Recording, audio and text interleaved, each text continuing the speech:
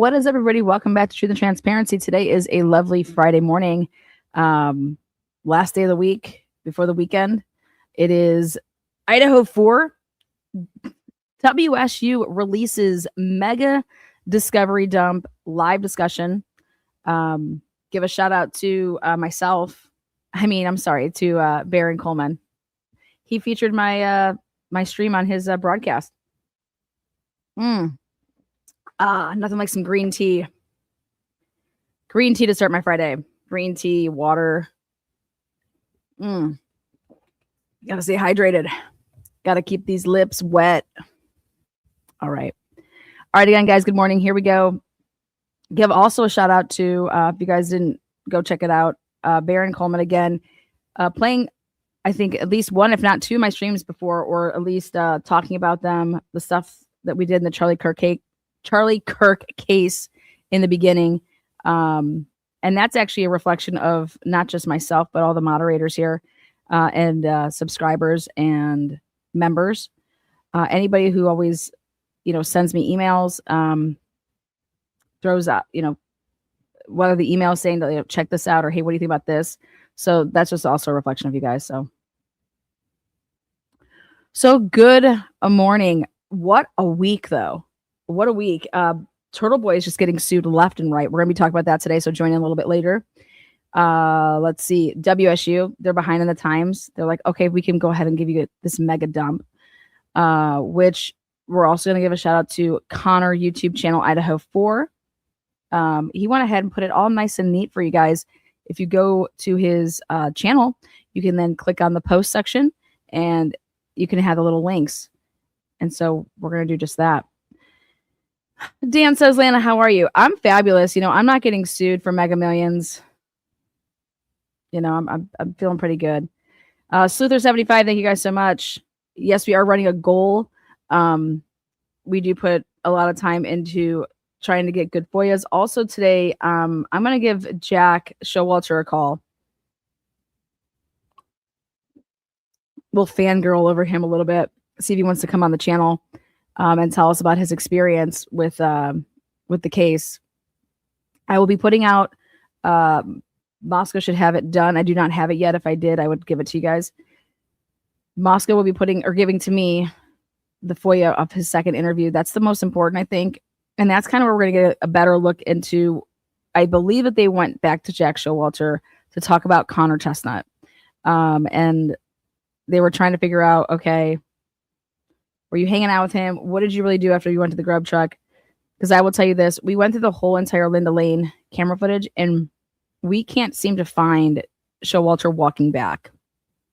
Again, he did say he went some weird way. So I don't know. I would love to ask him about that.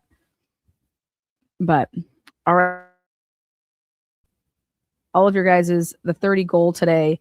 I put back as much as I can into the channel with FOIA requests. A lot of research time. But all right, let's get. Oh, it's definitely chesty nuts. Definitely chesty nuts. That's what I call them. All right, let's do this. Oh, lastly, but definitely not least, I got to kick off the live stream, okay, with the funniest thing I heard this morning. I tuned into NBC Boston to listen to a 2-minute clip where they proceed to call Turtle Boy Adam Carney, and I about fucking died. Adam Carney, okay? Adam Lally Carney.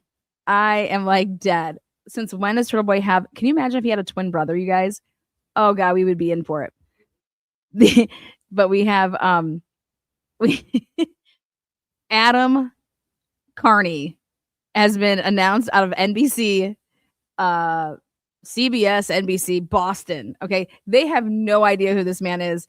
They can't even say his name right. They were calling him Adam Carney this morning. I can't make it up. Go check it out. Maybe I'll even play it for you guys. And exactly, he is pissed about that. So, Adam Carney, the blogger, formerly known as Turtle Boy, because now he is Aaron Boy, Bale Boy. He's just all of your guys' boy. He's fuck boy. So let's start this Friday off. Let's drop some bombs. Here we go. going to bring to the stage. This is what we're going to be looking at here. Now, one of the drops here, this is new. This was the, I'm going to try to make it bigger. Give me that big boy style. There you go. How's that look? Oh, yeah, Lana, we like that. Thank you. All right.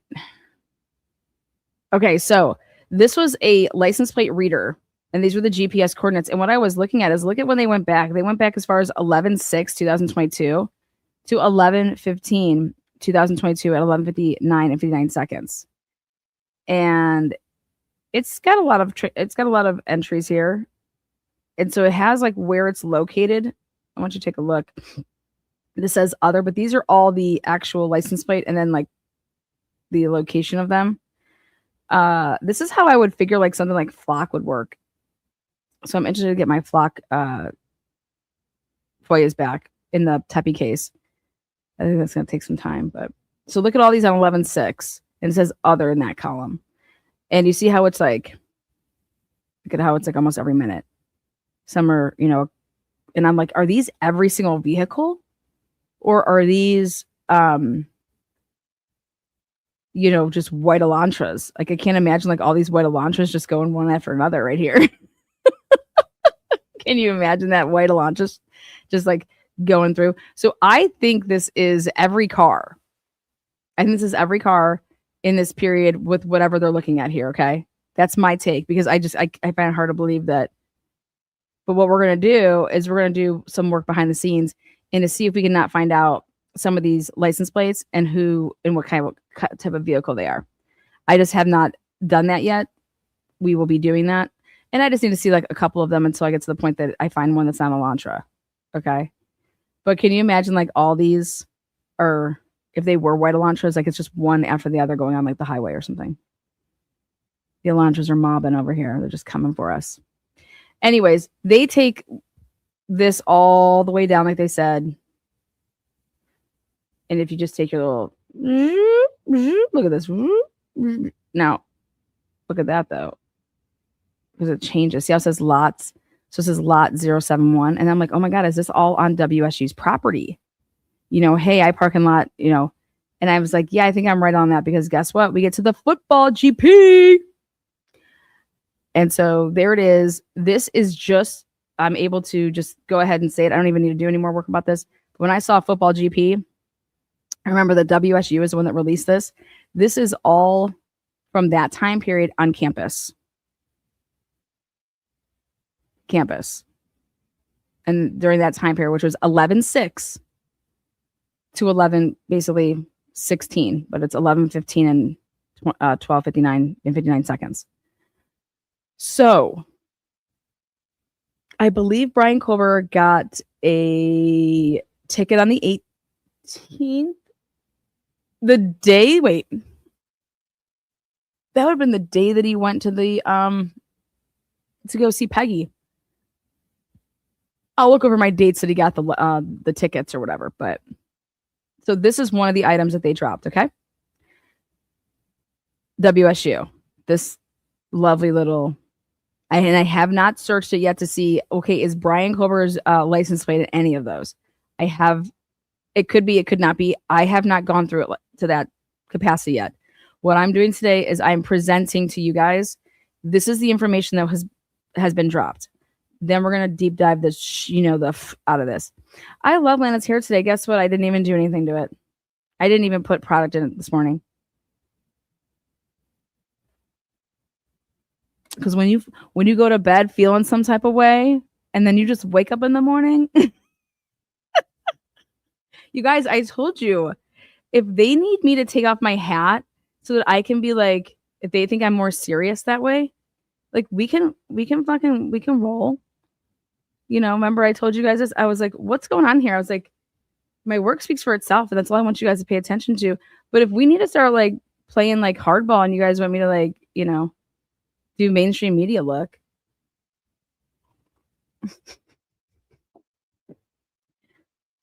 Fuck out of here. Okay, next up. So that's one of the spreadsheets. Now, Go on over, like I said, you're going to go over to Connor's page. I'm going to show you how to do this. I like messy buns. I love a good messy bun. Okay, so when you go over to Connor's page, you're going to go over there and give him a like too. Okay, so what he did is you go hit the post. This is Connor. Hit the post. Then you're going to come up to this little cool thing.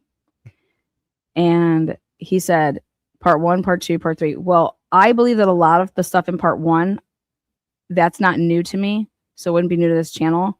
But where I started from the bottom. Now we here. So right here is where that spreadsheet. I wanted to look at all the spreadsheets. So I started with part 13, and that's just what you guys just saw. Now, just to give you a good pop, Michael Kohberger called, and this is his. Oh, if I have to download it, give me a second. Pop up. Let's see. Let me take us over here.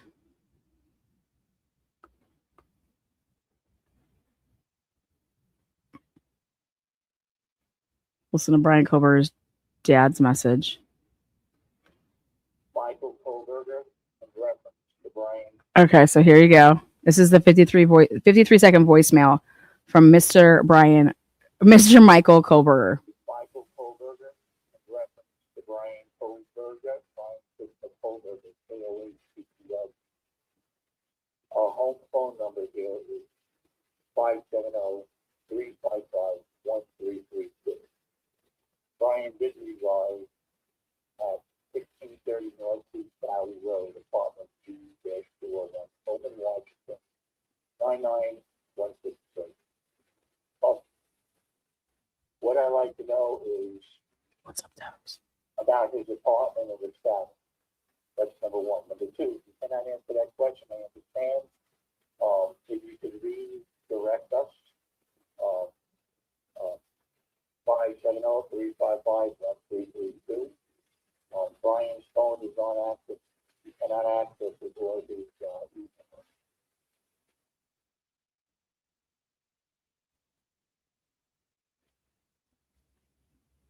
Is that all the fuck we get? Hold on 1 second. Oh my God, that's the 53 seconds. They had to cut that. Michael Kohberger, about his apartment and his status. That's number one. Number two, you cannot answer that question. I understand. If you can redirect us,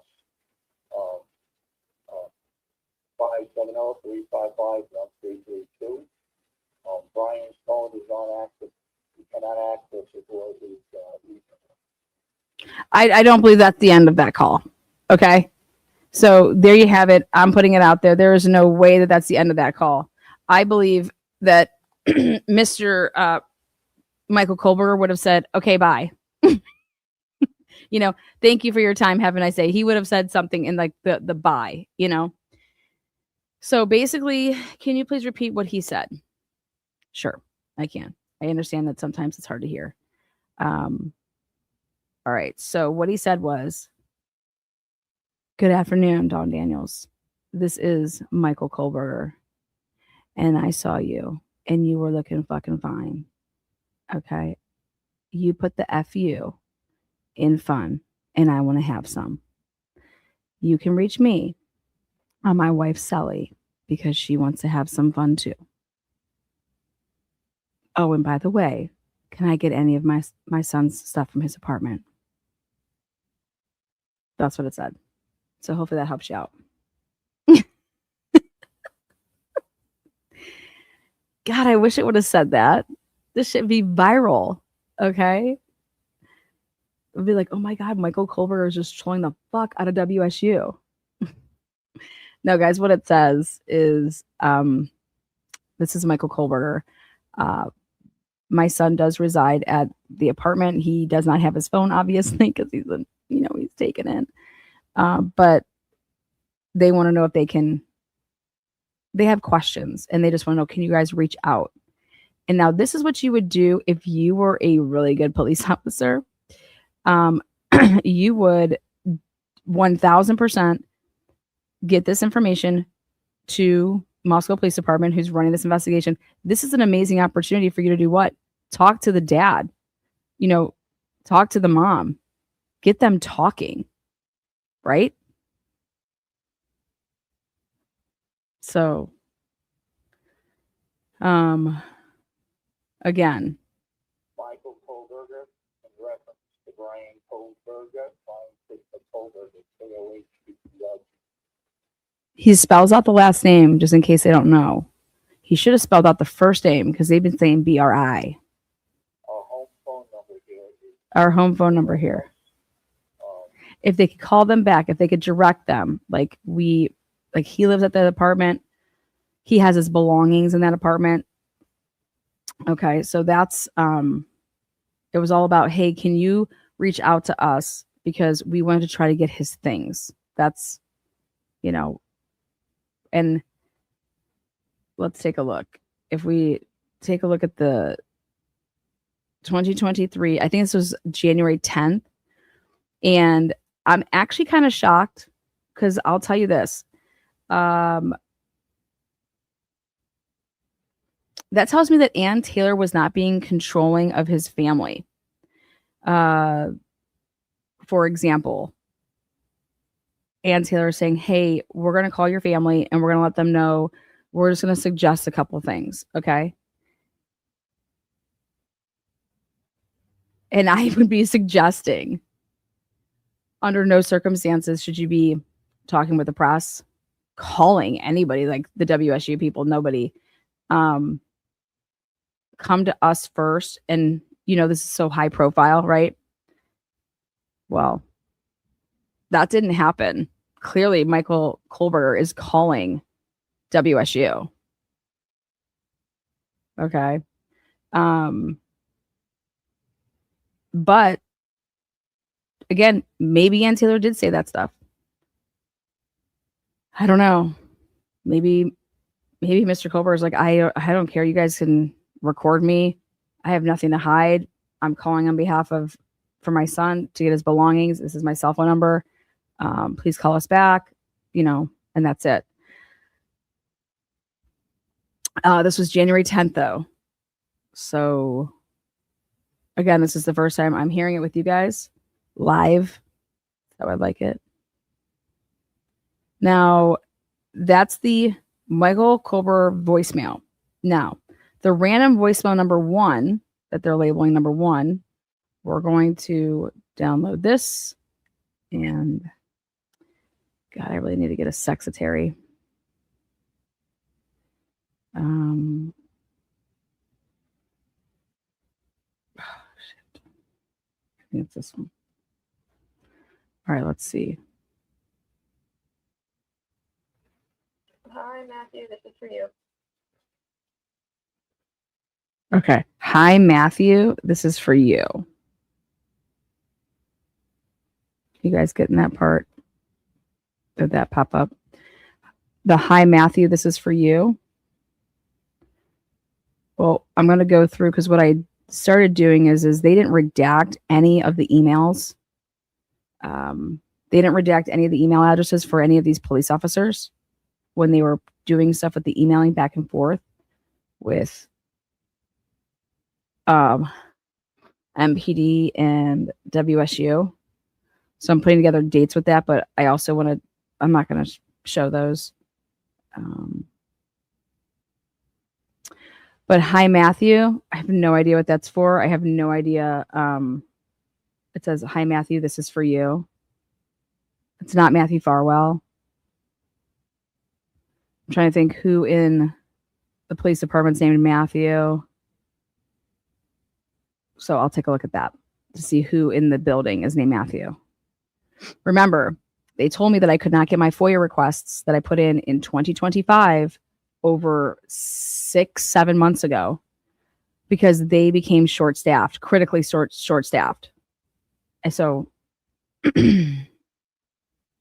next up. Okay.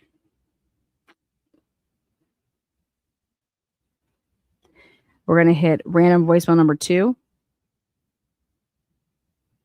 We're going to download this bitch.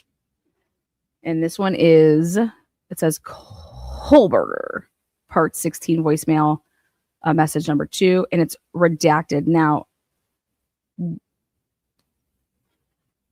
the one that they're saying was Brian Christopher Kohberger's dad was on 111, and it was 8:08 in the morning. Okay, so he called right at 8, right after 8 o'clock, which is smart, to try to talk to somebody right away. And they're saying that there was no redactions in that. That there were no redactions in that. I find that hard to believe, but hey. My daughter's name is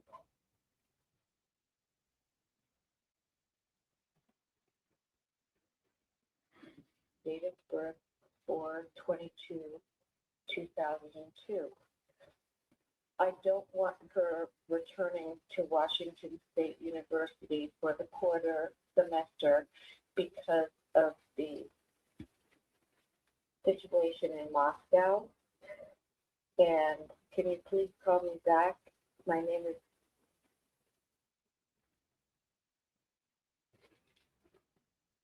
Wow. the suspect has not been apprehended, and my daughter is living in a rental house with 5 other girls. And what are our options for finishing the semester at home? I absolutely don't feel safe, and I would like to go with her, but I can't. I really need your help, and this is the only number I can think of. Thank you so much, and please call me back. Okay, did you guys hear that? Now, wild because of the date there. Let's take a look at the date. So that says, in a nutshell, I'm calling on behalf of my kid. She goes to school there. I don't feel comfortable with her going and finishing out the school year there, living in a house full of, there's 5 other girls, so 6 girls total, WSU's campus.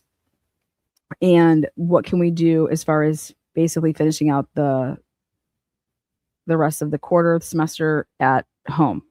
Okay, so first things first. Do you guys obviously remember 9/11? I had a golf tournament that coming weekend. You're supposed to get on a plane.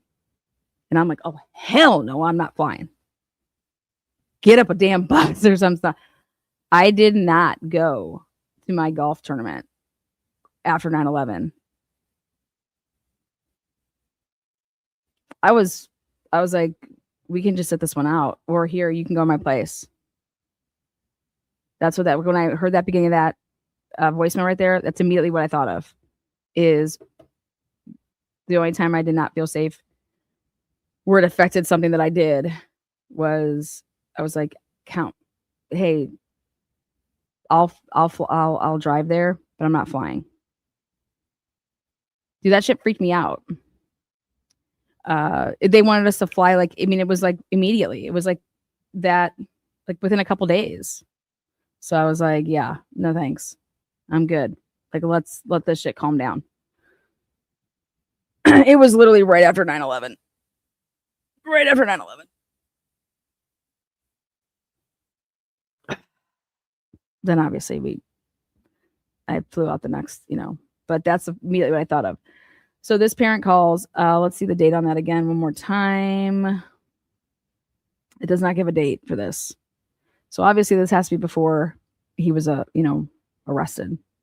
So this would be in November or December. And I'm guessing it probably would have been like right after Thanksgiving break. A lot of people left. And I'm guessing it was definitely before 12/15 too, like the shootout with at WSU's campus with Brett Kapaka. So, all right.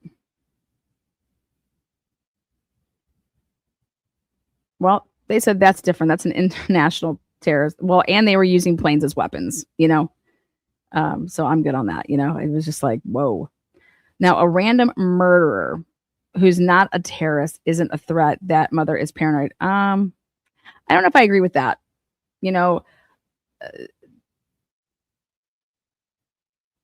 I would have agreed maybe with your assertion if you would have said, well, they were assuring that this was a targeted attack. Okay. But no, I could see the mom being that way. And she was right. The mom was right. The killer actually lived like she would be looking at it right now, like I was right and you guys lied to me, because the killer was actually on our campus, right? And it wasn't an isolated target attack, because you're saying it's Brian Kohberger and he would have killed again, right? This wasn't some isolated targeted attack. Think about it. But her daughter can't talk for herself. No, but I would be shocked to think that this girl's didn't know their mom called. You know how many kids do that in college, especially freshmen, sophomores? Do a lot with mommies and daddies. That's just normal, because you're also spending mommy and daddy's money. So a lot of people are anyways. Or they're helping you. You know what I mean? Now, I have some updates to bring you about Molly. And when I say some, do you guys remember when I went and got part of my FOYA for Brent Kapaka? And I was able, and I found out that people were staying in hotels and that they were using, the police card or whatever, the credit card. Molly at times was homeless. Like, this is now, chalk it up, fact. Molly called them. I'm trying now to find either emails, recorded phone calls, but Molly reached out. Molly reached out to the Moscow Police Department or Bill Thompson or the Idaho State Police, whoever Molly made that phone call to, and I'm guessing more towards Bill Thompson's office, and alerted them to the fact that she was homeless, that she didn't have a place to live. And so I am now on the hunt to find this interaction, because this would have been in December, in my opinion.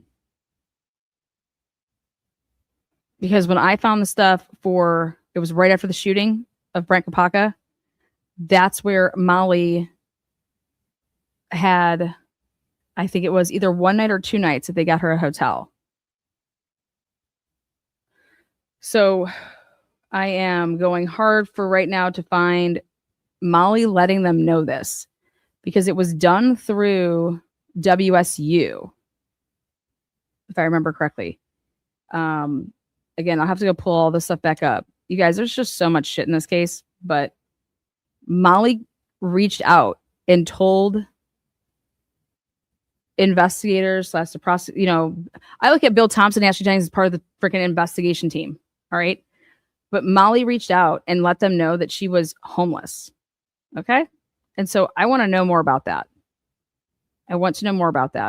Remember, if there's a name that they truly kept from the public this entire time, it was Molly McMichael. Right. And not only did they keep Molly McMichael totally like hush hush, right? And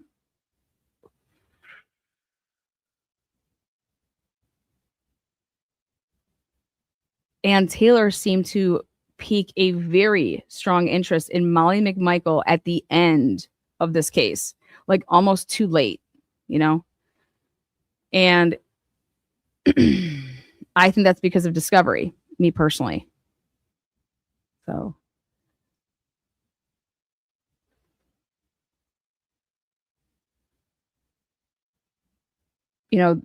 These organizations like WSU, Pullman, MPD, Idaho State Police, the federal stuff, them breaking off these little nuggets or like data dumps, doc dumps, how they're doing it.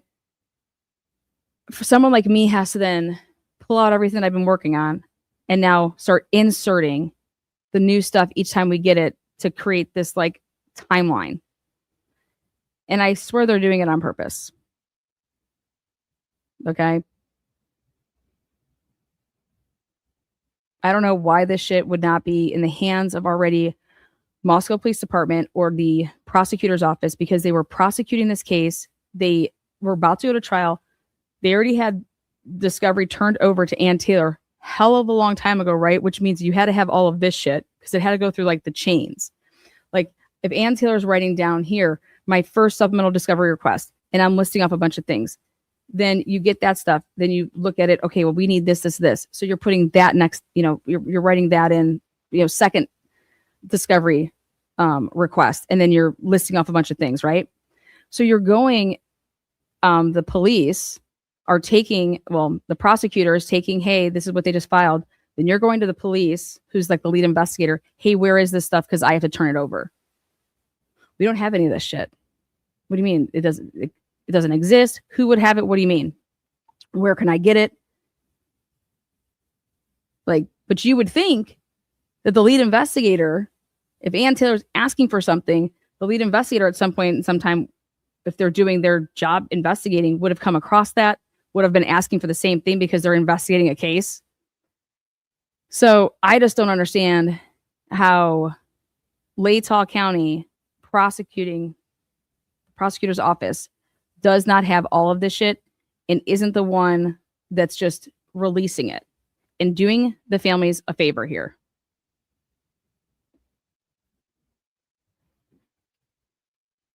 That's a very, very important question to ask. Okay, so those are the let's go back over to, all right, so we got the Michael Kohberger voicemail. We got the random voicemail number 2, the random voicemail number 1, and now we did the first spreadsheet. Now I want to take a look at the second spreadsheet. Again, I'm going backwards, okay? I'm going backwards in the dump for a reason, because a lot of the stuff that's in the beginning, I already have. So here is the next. Plate number, zone, start date, end date. September. Look at this. September. Okay. Hang tight. Let's see where it stops. Look at this. Okay. It stops on, it's like it goes to that 11/15 date. They stop looking and running anything after 11/16. Basically 11/15 at midnight. So a couple of these, like one got through. What the heck is that for? What does this say? Does it have a return?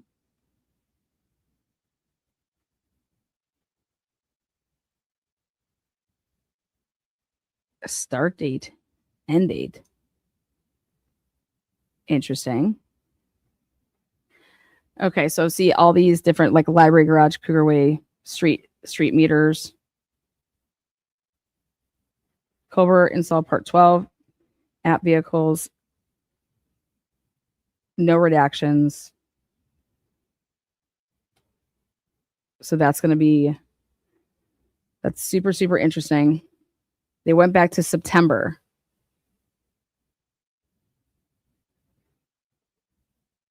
So now we have to take those, and there's going to be questions that we have with those as far as like, what was the request put in for? You have to understand what the request is to understand what that return would be. That's what I'm thinking. JPP, swipe card accesses, like start time when you got into the garage and when you left the garage, stuff like that.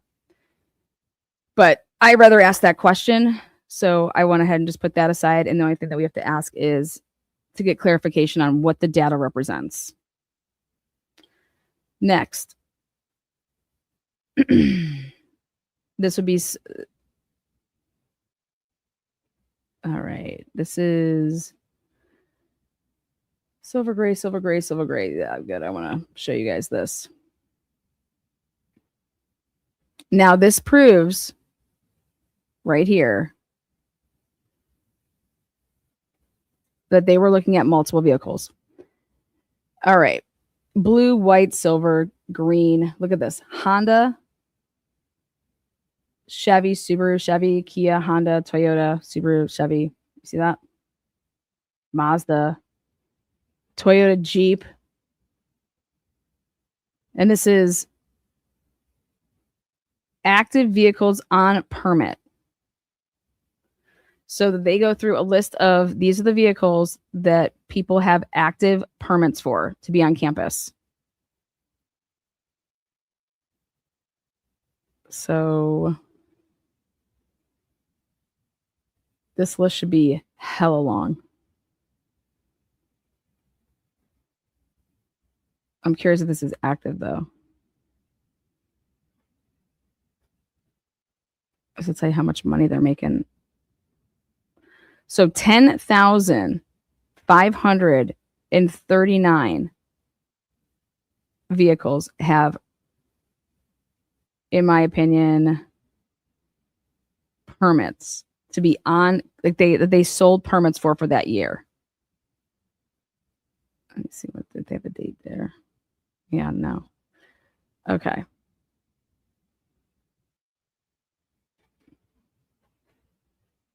Let's see what they, yeah. Right there, 10,539. So now they would take that, and this is every single vehicle that had a permit for like a parking garage. I'm guessing that would even include like game day passes. Like if you're a booster or you're an alum, if you have season tickets and it comes with a parking pass, I believe that would include that. If you're a faculty member, I think that would be included. I would hope that they would be including that.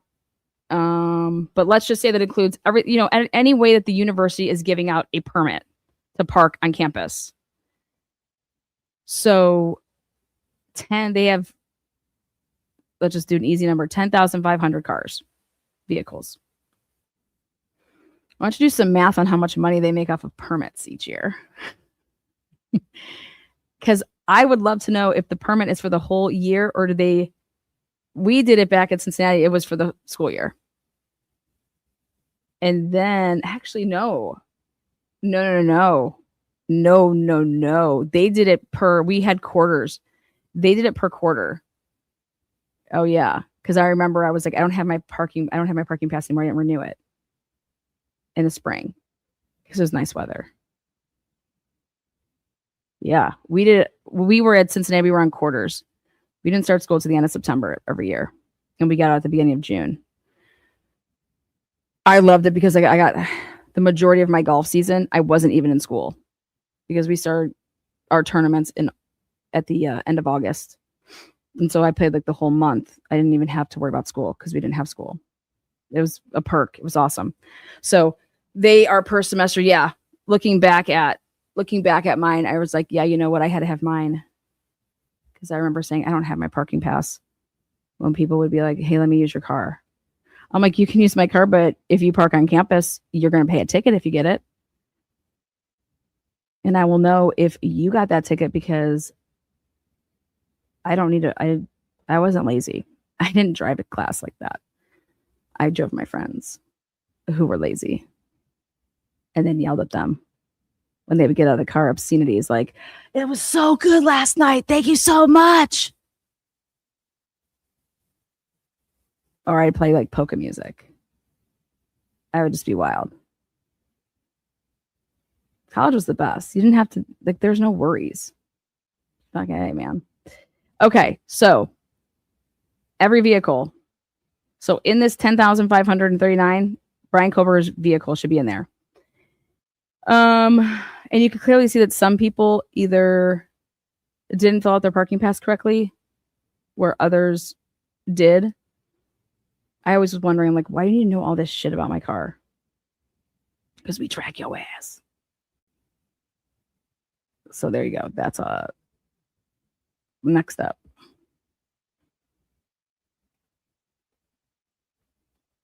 Again, good morning, everybody. Welcome in. Do me a favor and hit the thumbs up or the thumbs down. Make yourself known. We have 1, 2, 3. This is the fourth spreadsheet. Take this one down.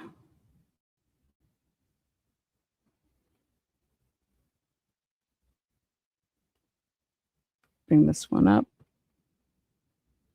And this is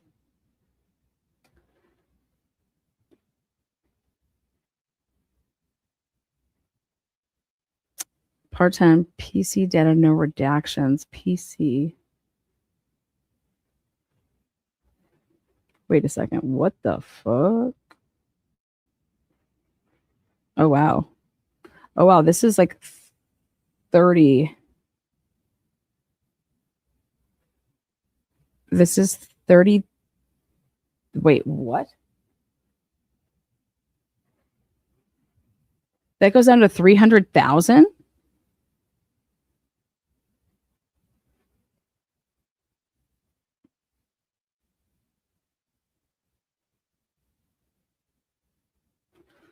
What the fuck is that? All right, we're going to look at that. That's got to be something that's way more. That's 300,000. Whatever this is 300,000. Let me see something.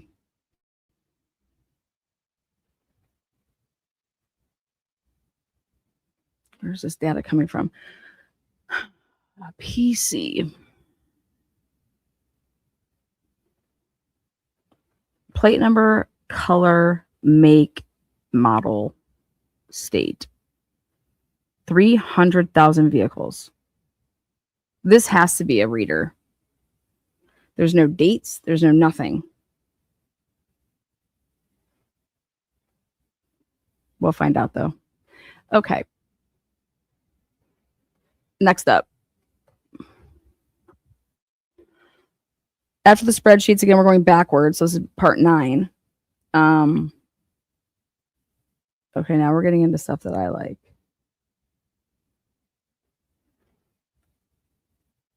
So they were doing stuff like this, which is, this is 153 pages. This is redacted. And it's like, here, September 26th through October 2nd. This is what was going on campus. So like Monday, September 26th, Tuesday, Wednesday, Thursday. I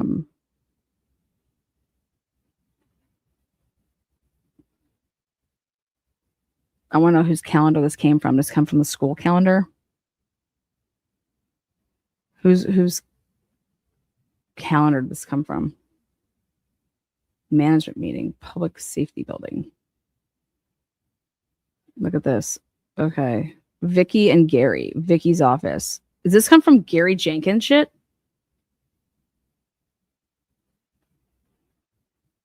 Oh, yeah. Look at this. Okay, now this is interesting. Okay. Take a look. September. Look at how there's hardly any things on any of this. Very bland.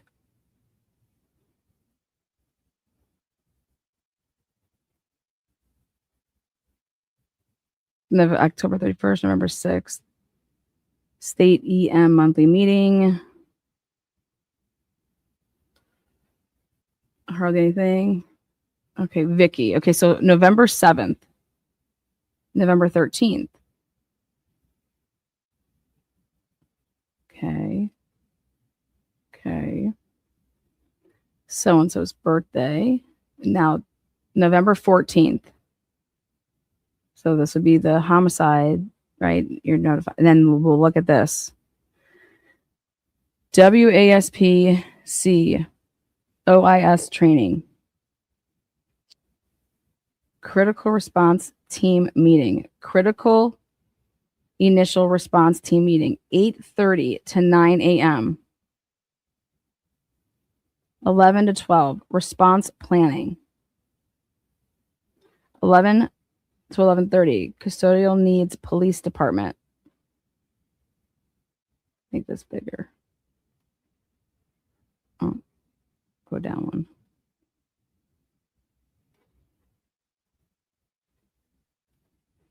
Who is this? I just went to the right one.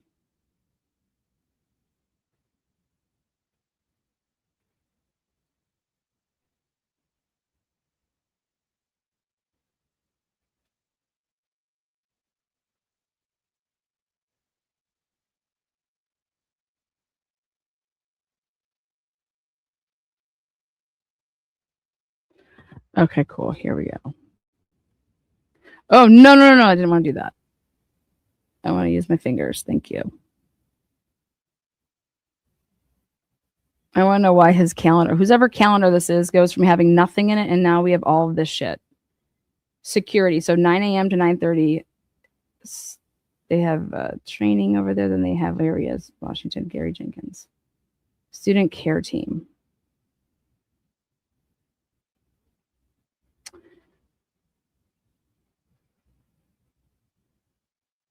Whitcomb audit exit interview. Ooh. Victoria Murray. Whitcomb. Why wasn't that redacted? Look at this 41 redaction right here, but we're allowed to know about Victoria Murray. You see that?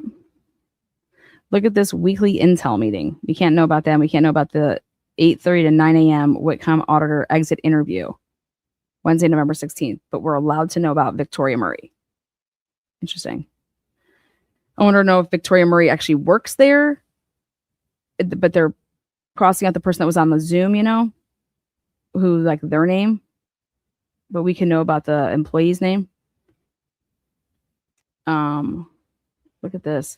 10 a.m. to 11 a.m. Nationwide Law Enforcement Executives 2022 Holiday Season Threat Briefing.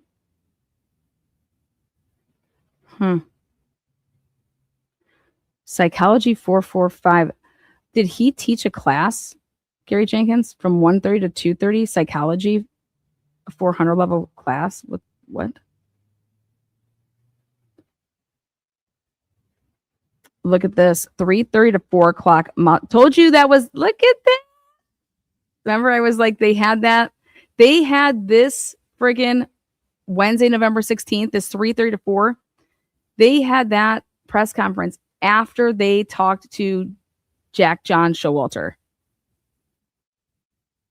So prior to ever talking to him, there had never been a press conference. Okay. They had those little write-ups. All right. Same thing with, you have to ask yourself, I believe Bethany was interviewed on November 16th in the morning out of Nevada. Again, same thing. There's no updates. Dylan interviewed November 17th. She got that presser information. Okay.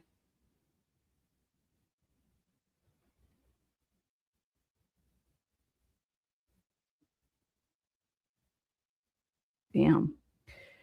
Okay.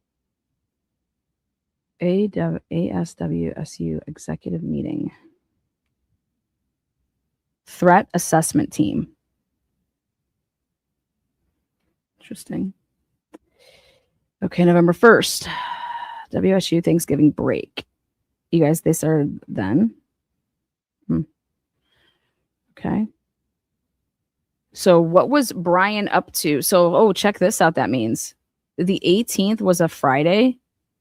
That means if you're on Thanksgiving break, okay, I'm going to text Becky and ask her what time he came in on that Friday.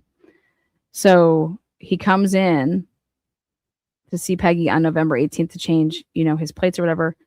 He would have had, so you have November 18th, November 19th, November 20th. If they're already on break, okay, so they have like the 21st, 22nd, okay. Critical Incident Management Team. WSU PD recruitment video. Martha McCallum interview.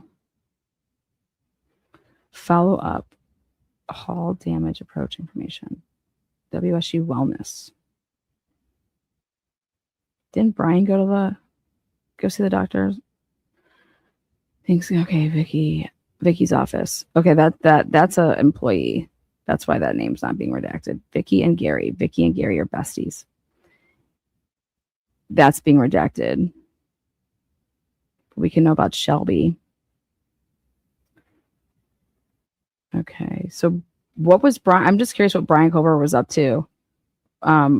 He had off basically November 18th, 19th, 20th, 21, 22, 23, 24th is Thanksgiving. Like, where did he go? What was he doing?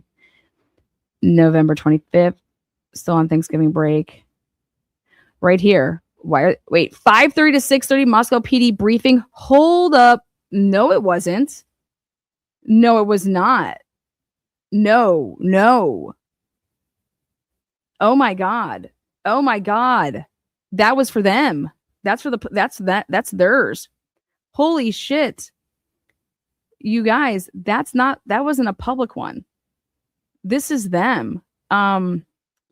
This is internal. And this is that it's at the MPD, like, see, Moscow PD, Friday, November 25th. Remember what this day was, you guys. This was the internal, be on the lookout internally. Oh my God. Then look at this, 5:30 to 6:30. Holy shit, Lana. That's the day. That's what we're talking about here. Holy shit. Because this was the last, see this Moscow PD press conference. That was the last one, 1:30 to 3:30. Went a little bit longer. Oh God. That's the last one that they did was on the 23rd. Then on the 24th, remember they're finding black gloves and shit, bloody all over. But Friday, November 25th was be on the lookout, and they supposedly got like this, here, we're going to pass this around or tell our locals. Well, here, 5:30 to 6:30 Moscow PD briefing. Damn. That's a big thing for Ann Taylor right there. Because of what people were saying. People were saying that WSU didn't know, wasn't included in what we're doing. So I'm guessing this is Gary Jenkins' calendar, just so we're clear. This seems like it was Gary Jenkins' calendar, and Ann Taylor asked for his calendar as part of like her requests. And so what this would show right here is that Gary Jenkins went to Moscow Police Department on November 25th from this time to this time. And he was, remember when, God, I got to go back out, grab that book.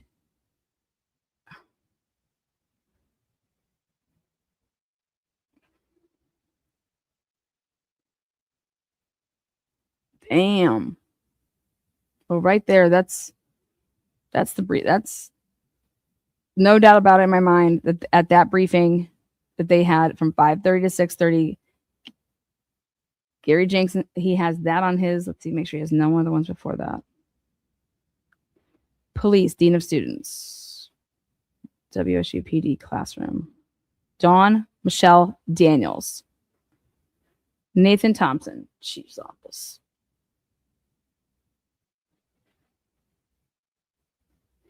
This right here, this, whatever was going on Tuesday, November 22nd, this critical incident management team, curious about that. But right there, you can't get any more clear.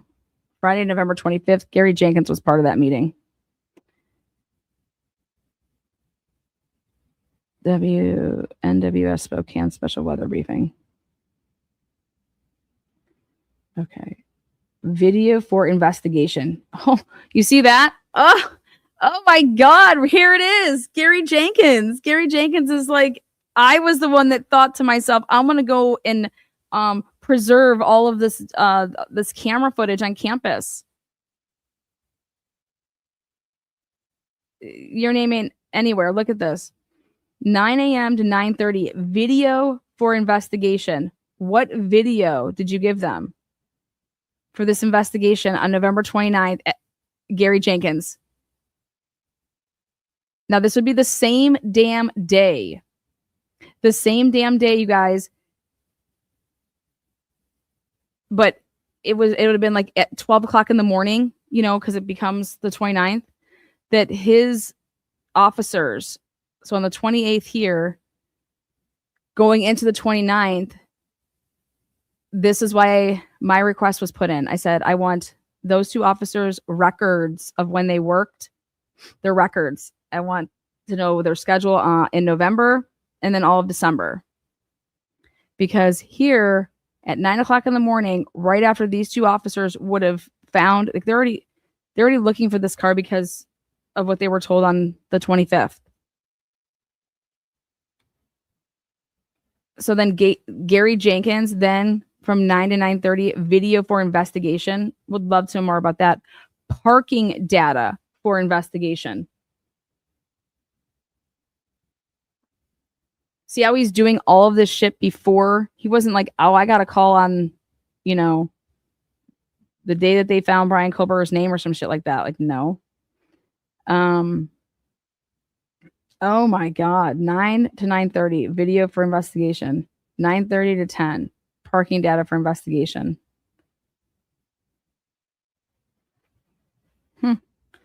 Pick up Dr. White. Interesting. Peer support team meeting.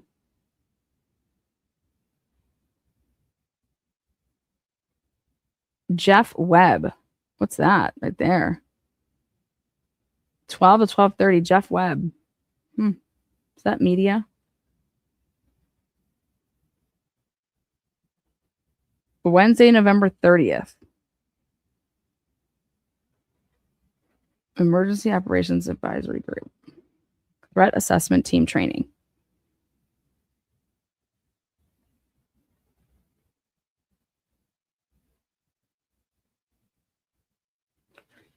They basically brought Gary Jenkins on. It looks like what it would seem to appear to is right after the homicides. They brought him into WSU, and it just looks like, because if you go before that, there's just nothing. And then you have all this shit.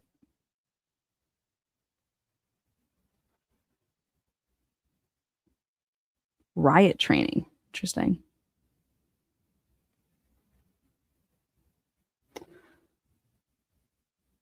Vicky and Gary, baby.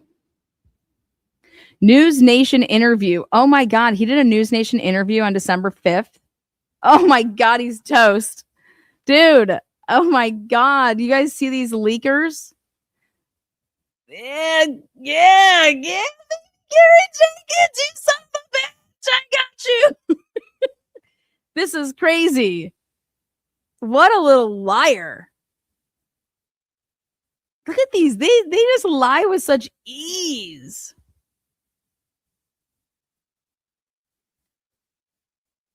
Damn. News Nation interview. December 5th. Damn, that's amazing. Morrow News 8 interview. I mean, Jesus. I'm going to call in and get my interview on the docket for Dawn Daniels. What else do we have here? All right, now here we got this. This is when we the public find out about this white Elantra, okay? And that would be right here, 6-7. 6. So Gary and Jenna now. Officer Wellness Program. WSU Wellness.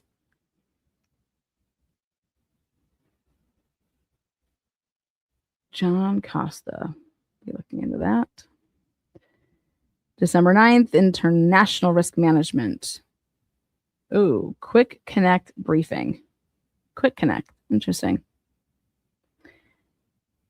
WSU Pullman commencement. Then finance and administration staff to meet with EVP for finance. Okay. Work time discussion. Work time discussion. What overtime? Overtime. WSU PD website tour.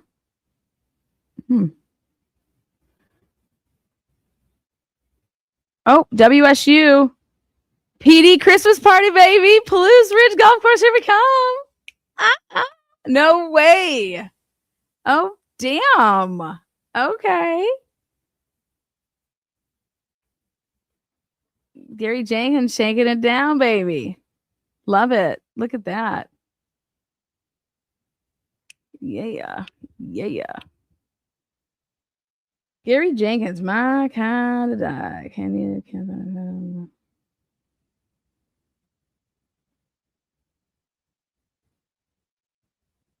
Okay. Let's see. This is where it's going to get good.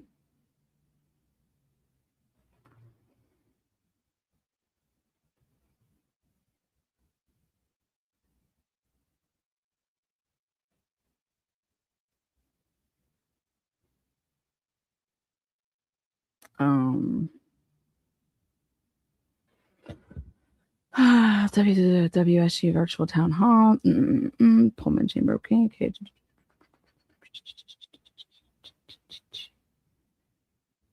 Gary Jenkins, Monday night, shaking it down at the Palouse Ridge Golf Course.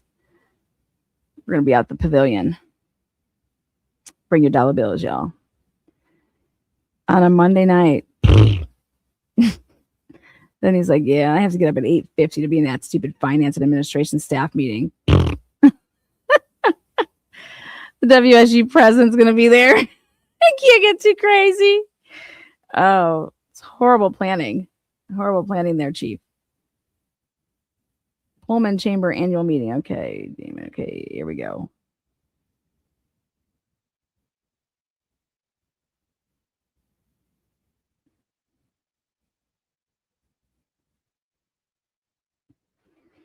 Interview Megan/Chief Jenkins.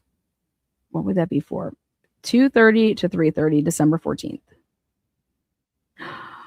Lunch delivery to Moscow Police Department. 12:30 to 2 o'clock. That's what they're calling this little hangout here on December 15th, Thursday. Oh my God. Take a look at this. We have training review, training, interview Megan Chief Jenkins, and we have this 6 to 8:30 ATVP annual meeting. TBD. Then Thursday, December 15th, we have CCR follow-up. Then we have 8 to 8:20 SWAT incident update.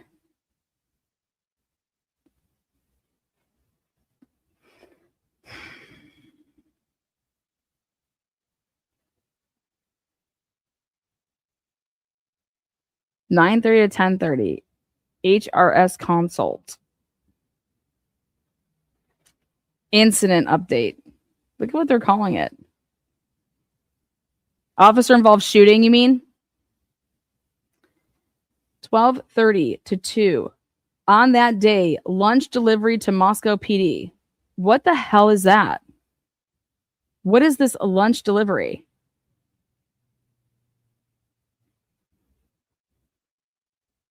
Interesting.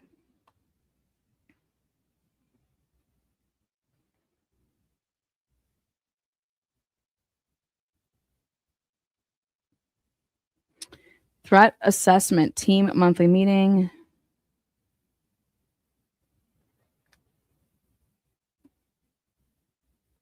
Clery Act discussion. That's what was for student case consults and follow-up. This is what they're calling it. Colin Pringle. Imagine if your last name's Pringle. Once you pop, you can't stop, baby.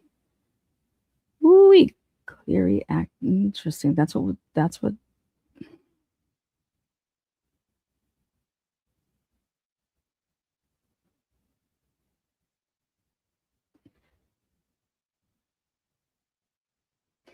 Saturday, WSU played in the Jimmy Kimmel Bowl. Sunday, December 18th, nothing.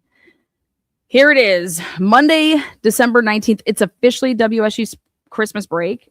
Wow, it didn't start earlier than that. That doesn't make sense. Like, when was... Like, what? Really? No. This week was also Christmas break. Maybe it's like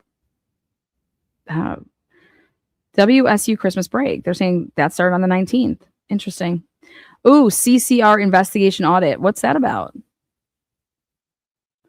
What's 10 a.m. to 10:30 a.m. NWS briefing? What's that about? You guys, this is the day. December 19th is the day that they say they got the name Brian Kohberger and that he went over there. Okay, well, look at this. Tuesday, December 20th, 9:30 a.m. to 10 a.m. Travel to Moscow. 10 a.m. to 11 a.m. Moscow PD. Look at this. 11:15 a.m. to 12:15 p.m. Why does that have to be redacted?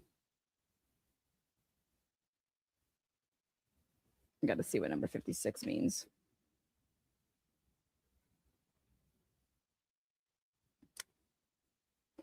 $12 to $4 delivery.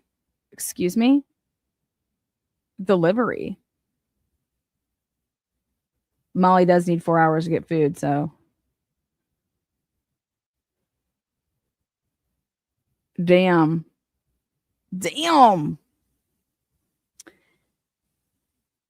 WSU Christmas break. IT system maintenance. Interesting. Okay, executive board meeting. Northern Quest presale. Pick up wine. Did Gary Jenkins' phone need to be turned over? Is this his phone? Is this his work phone? I'm starting to think that this is his work phone that that was like downloaded. That Ann Taylor asked for his work phone. And this is his Google I put personal reminders in my calendar sometimes. I know, right? I think this is his work cell phone. Sarah's like, they downloaded all their phones. Pullman PD had all them to do it.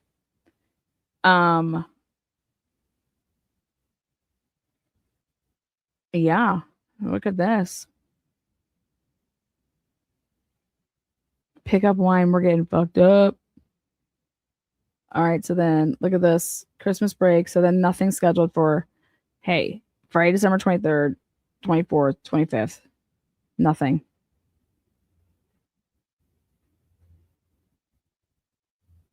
Look at.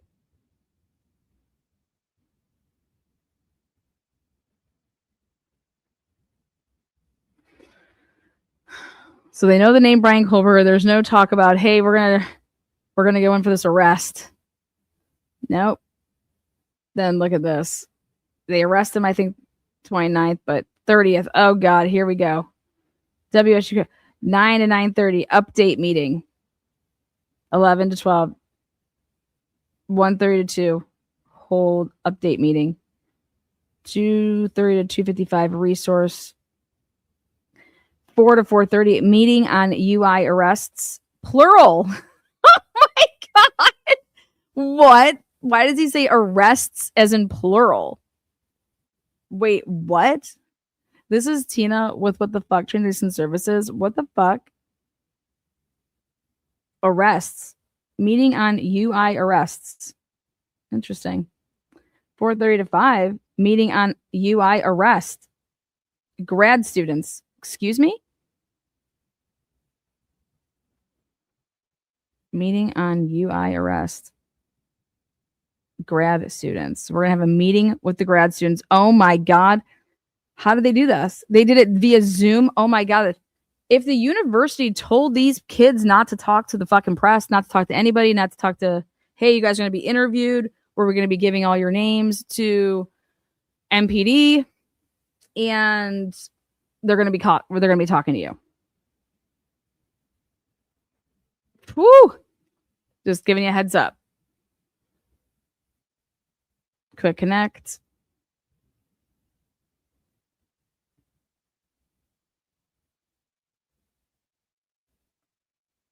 Gary Jenkins is part of the damn for WSU. Were they gagged? They all needed to be gagged. They were included. Why weren't they gagged?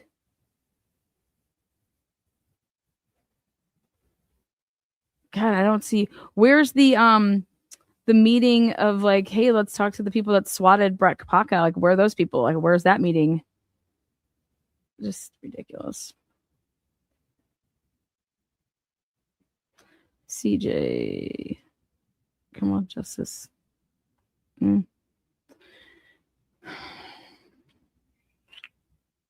Critical incident management team. I wonder what that meeting was all about on January the 3rd.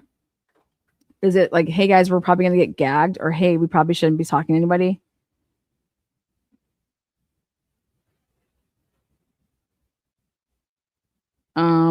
The 4th here. Controlled substance cases. What? I'm interested in that. Prosecution of possession of controlled substances. I'm interested in that.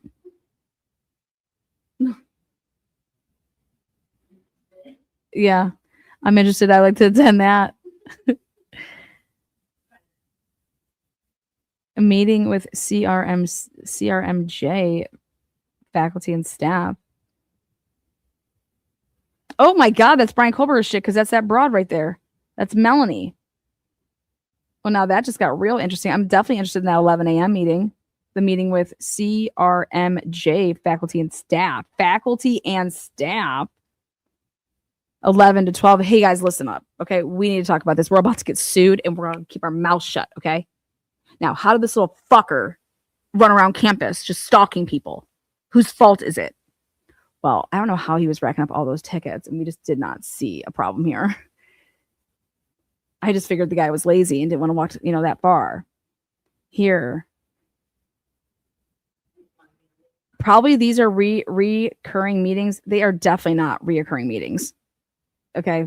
Go back to the beginning. There was nothing on this man's calendar. He was not part of anything. Gary Jenkins, literally the day after the murders, he then gets a full schedule every single day because he was brought in because he's one of the good old boys and he knows the rules. He knows to keep his, hey, we need you here. Hey, Gare, I wouldn't ask you to come out of retirement if I didn't need you here. We got to do some damage control. That's Chief Fry to Gary Jenkins. All right. I got it. I'm on it. I'll come out of retirement for you. Woo! Gary Jenkins taking one for the team. Then he decides, I don't know, hey, I'm going to talk to James Patterson. And then I'm going to do some interviews and just totally have contradicting statements.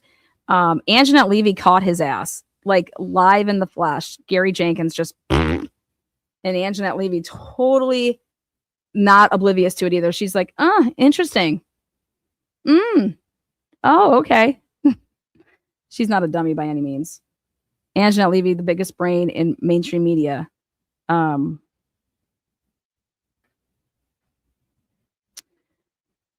What do we got here? The 5th. See right here again. Wow, look at this. They met with him 11 to 12. Why would Gary Jenkins be involved in this? He never would be. Then 12 to 1, the next day, grad students meeting. Then they had another grad students meeting. Yeah, I want to be in on that. Like, you see, he's putting this on his calendar. Student life panel auditorium. Let's get our asses up in that bitch.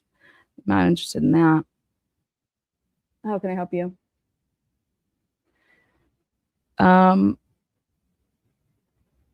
15-minute quick debrief invitation planning for Saturday. Oh, hell. 10 to 11:30 a.m. debrief. December 16th, Coffee House Apartment Response Team. January 6th. What? Well, that's just great. All that time later. Critical incident stress debrief. What is this? Oh my God, it's her again. Dude, Melanie was meeting with Gary Jenkins every single day.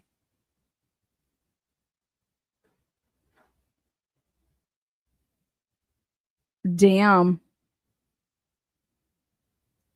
Well, except here on this Friday, they took a break on the 6th.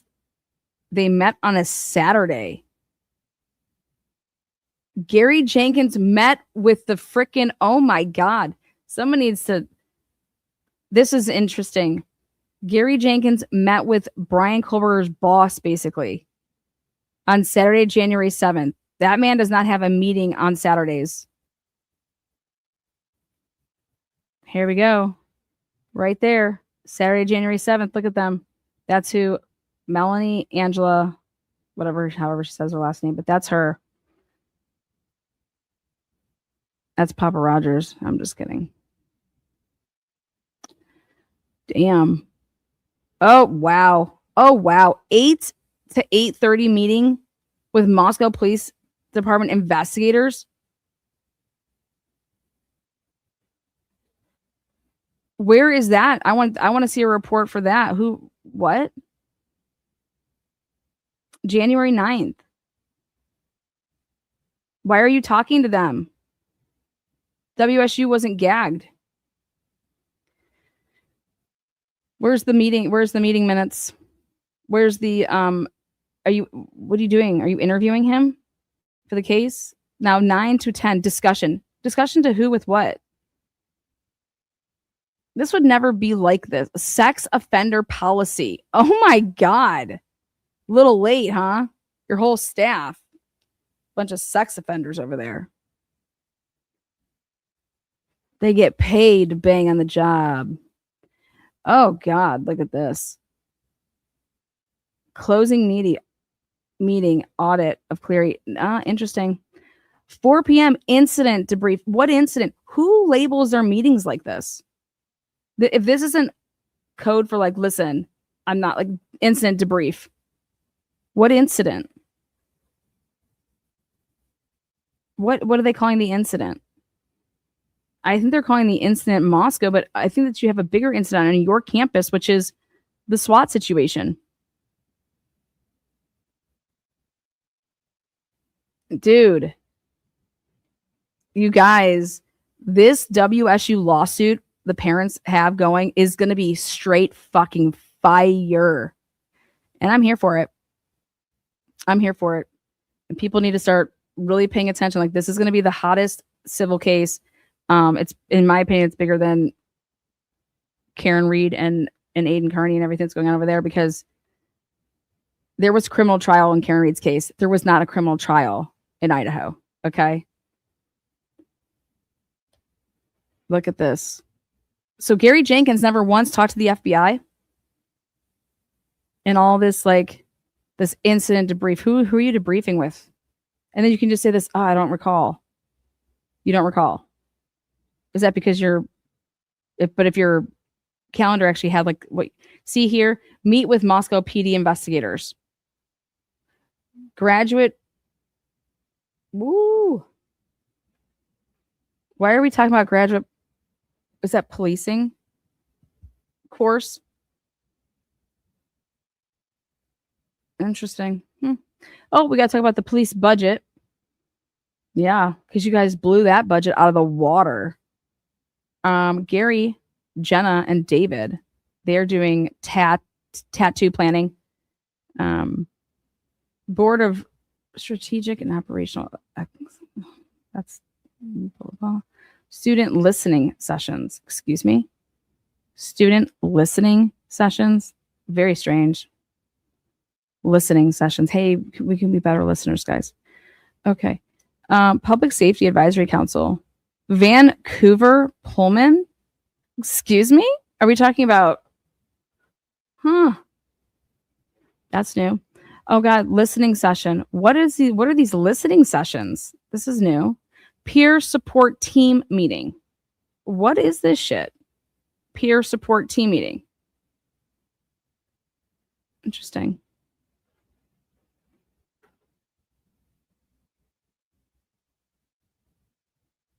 HRSAG. AG. Is that Attorney General? Tactic. AT. AG is Attorney General. HRS. Human Resource Services. Human Resource Services. AG and TAT follow-up. Oh God, let's take a look back up what this TAT shit is.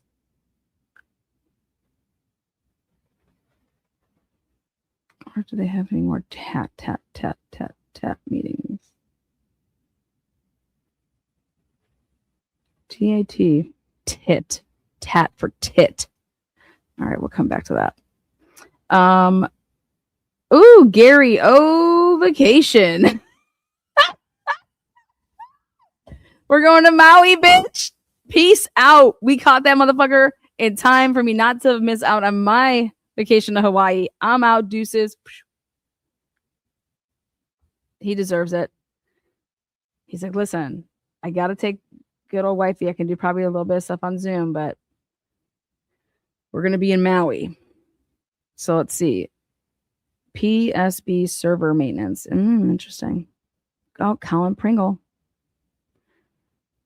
Okay, so he's like, honey, I just got to do a couple meetings on Friday, but other than that, we're good to go. Okay, we're going to fly out on Thursday. I got to do a couple things in the morning, and then look at us. We're going to be Martin Luther King Day. I got to follow up with, my Monday meeting with Vicky. I got to see what's going on. Okay, honey. Thursday, it's all us, right? We're going to go get those couples massages. Right by the water. Okay. Gary O vacation. Look at this. He's still living it up there in Maui, staying at the Westin. What's this? Whitcomb Executive Board meeting. Risk management. ATVP board meeting. Gary O. Man, that son of a bitch in Maui for, let's see, since the 12th, I think. Yeah. 1, 2, 3, 4, 5, 6, 7, 8, 9. I only took a 9-day vacation. Psh, Gary, that ain't shit. You deserve 2 weeks, man. You deserve at least a 10-dayer. Yeah, that's what I do, though. I come back on the Friday, and then I give myself Saturday, Sunday to totally recover, and then I go back to work on a Monday. Because I feel like you got to recover after vacation. Otherwise, it wasn't a vacation. You need a vacation for your vacation. Everybody knows that. If you don't, that means you don't vacation enough, and you need to start vacationing. Vacationing is so important. All right, now look at this. Gary, we're going back to just, University Chiefs meeting. What's that? Travel to Spokane. Okay. Travel back to Pullman. Okay, like that needs to be outlined, I guess. Okay, travel to Spokane. We're going to be in Spokane. Travel back. Okay. WSU, emergency management.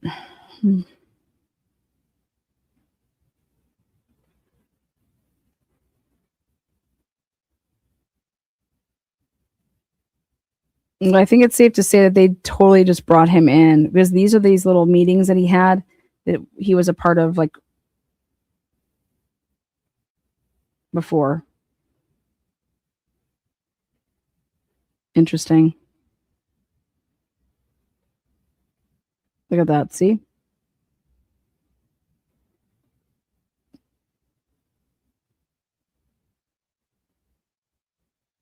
How to build a thriving local government team. Interesting. 7 a.m. Join us. Fuck out of here. No thanks. 7:30 a.m. Pullman Chamber of Commerce Government. Awesome. Right during our how to build a thriving local government team. 12:30 to 1:30. We already have that. What do we have here? Sunday, 6 to 10. That's very different. President's Day. University Chiefs meeting. Microsoft Teams, bitch. See ya. What was he doing in Spokane? Ooh, 10 a.m. Travel Spokane. 11:30 a.m. We're going to meet at the Spokane airport. I'm interested in that. INLELG. Definitely interested in that. Just curious. Curious minds.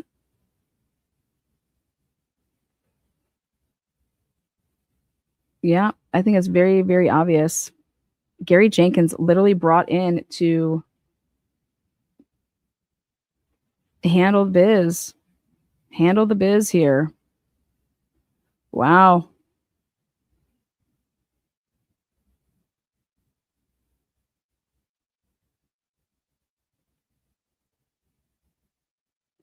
Pullman Chamber.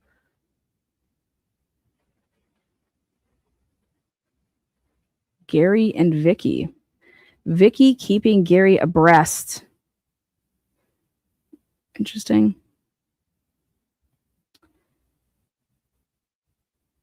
Yeah. Or when was this asked for? Because this could have been downloaded and then there was just nothing in it because it was downloaded. Like if this was stuff that was on like a reoccurring. Okay, let's see. Damn. Does it stay with Gary Jenkins this whole time? When it, whoa.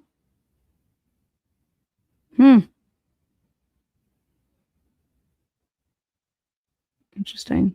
What's the date on that? The 2024? Oh, wow.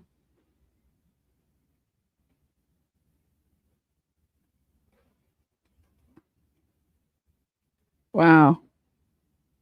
Good old Gare. Does this go all the way? When does this stop? 2025?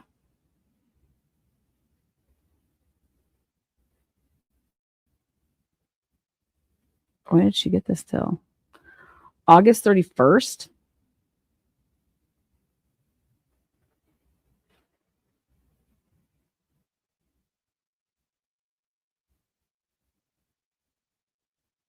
No, this doesn't make any sense. I mean, it does.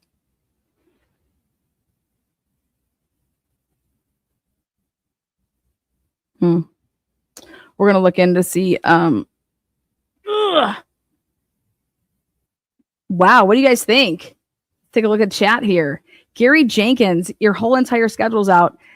He wasn't doing anything until the murders happened, though. Look, if you scroll back up, look at this. September 26th to October 2nd. This would just be stuff that was in his phone like how it was before. You see that? There's nothing in here. No, like boom, boom. See, like he's nothing October. He's just not working. He has this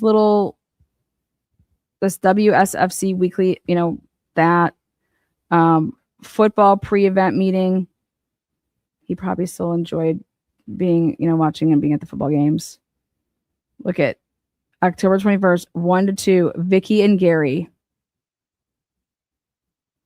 start having their travel to Spokane. He doesn't write what it's for, and then travel back to Pullman. I'd love to know about Friday, October 28th now. Now that is of interest.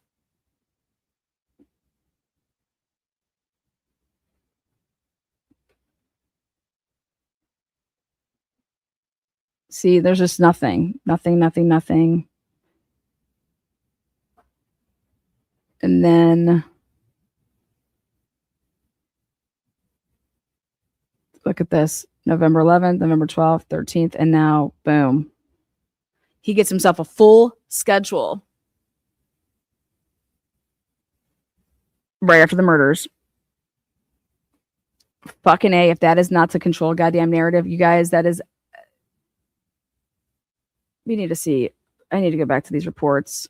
When did Gary Jenkins retire? Gary Jenkins, the long-serving Washington State University police chief, will retire in June of 2025 after more than 4 decades. Okay, no. Jenkins joined WSU PD in 2022, taking over after the interim period following the scandal. Before that, he spent 12 years as chief of police of Pullman.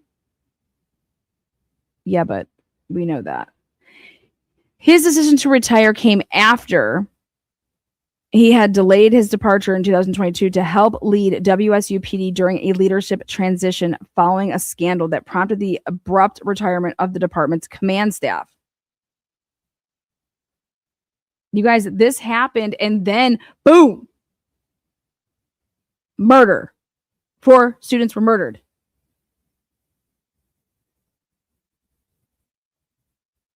But we now have proof. We have undeniable proof that this is all bullshit. Because you guys see his calendar, right?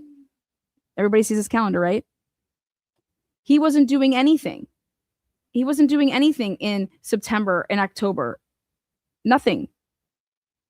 He literally has a schedule right after the murders. Holy shit, Jennings.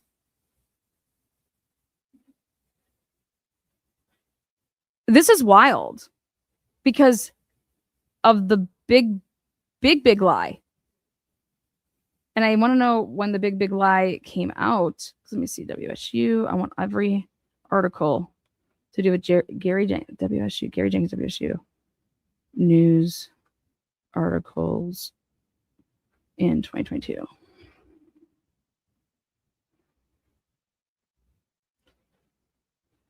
Okay, Sean Vestal, WSU, forced an accounting on its police department. That was August 10th, 2022. August 9th, top-ranking WSU police command staff retiring pending blah, blah, blah. That was August 9th, 2022. WSU Chief of Police Gary Jenkins retires. That was November 7th. Oh, that's 2024. Misconduct, sexual misconduct of officer, high-level retirements, okay? August 18th, 2022. November 16th, 2022, Chief of Police for Washington State University, Gary Jenkins, sent out a letter to the campus community after WSU police received reports of students being scared of the attack on 4 students. We got to go over here. Sexual misconduct. I want to see these August dates. 3 Washington State University WSU police commanders are retiring amid sex misconduct investigation of a fellow officer. Following the allegations, heads rolled at the top of the police department. WSU Police Department has named new police command staff for the Pullman campus. The replacements were made. Retired Pullman Police Department Chief Gary Jenkins will serve as interim chief of the WSU Police Department. WSU Police Sergeant Dawn Daniels, oh my God, they're so fucked, who served temporarily as acting chief, will be promoted to assistant chief. Victoria Murray, executive director for finance and administration, is serving as acting associate vice president for public safety. Dude, this was in August of 2022. Where is what's going on here?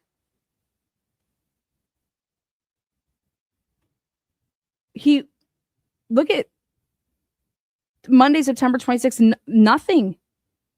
Tuesday, September, nothing. Wednesday, fuck that. Thursday, nothing. Friday, Saturday, Sunday. Monday, Tuesday, Wednesday, Thursday, Friday, Saturday, Sunday. Are you shitting me? Hell yes. Hell yes. Hell yes. Oh my God. I want to see Dawn Daniels. I need to see Dawn Daniels. This is bombshell information right here. Gary Jenkins was supposed to be back in the saddle in August of 2022. He doesn't do anything. He's not doing a goddamn thing.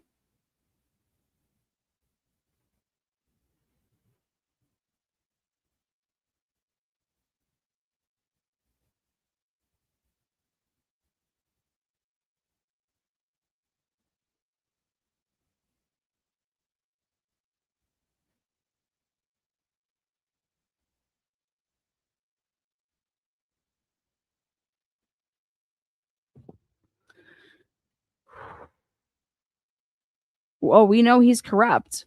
We know he's corrupt. But how come his calendar goes from having nothing in it? Nothing in it. He is supposed to be back in the saddle in August.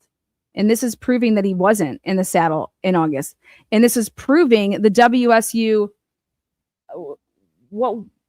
This is part of the argument. You guys had such a big problem on your hands, okay?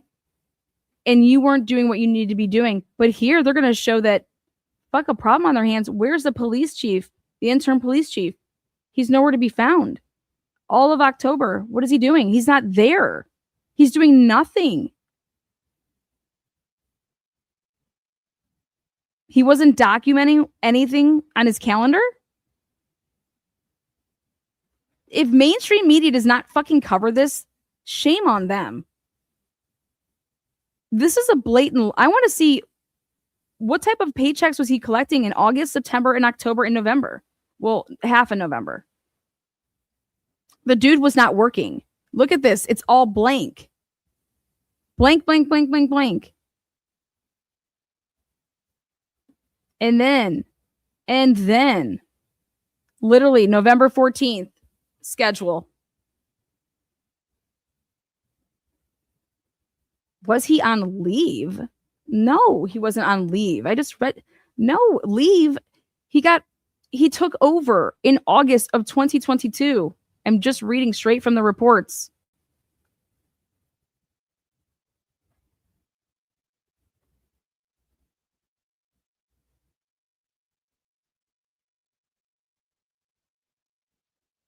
You can't, I mean, it's right here in black and white.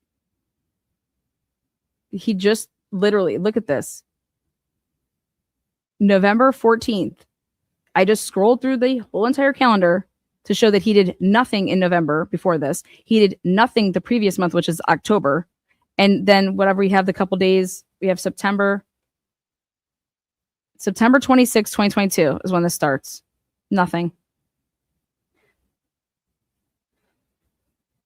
Nothing in all of October. Nothing.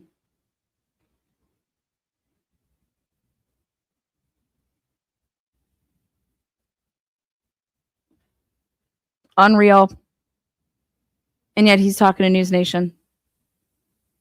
9 a.m. to 9:30 security. The fuck is that?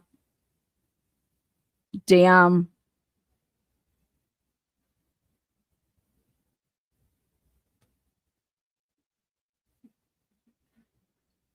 Bye.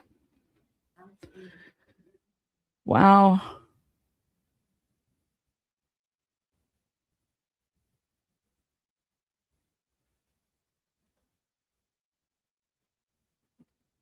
All of that could be true, but that's just not what I'm talking about right now. I'm just talking about the fact that Gary Jenkins it's just, here it is in black and white. What were you doing? This is not a psyop, guys. This is not, I'm sorry, it's just not that. This is, hey,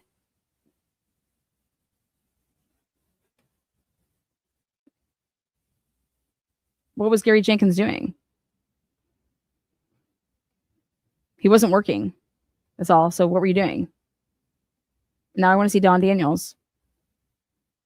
So Police Chief Bill Gardner, Assistant Chief Steve Hansen, and Captain Mike Larson are retiring after being served notice in late July of pending disciplinary action.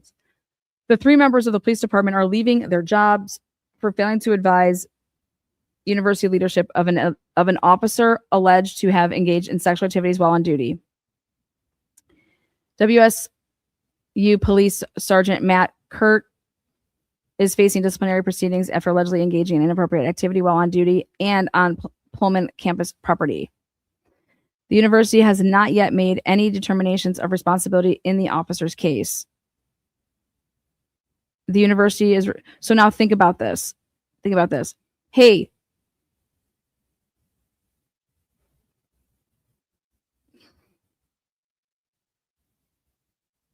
did they just tell people? Did they just tell the community, hey, chief, like, did they just tell the community at WSU,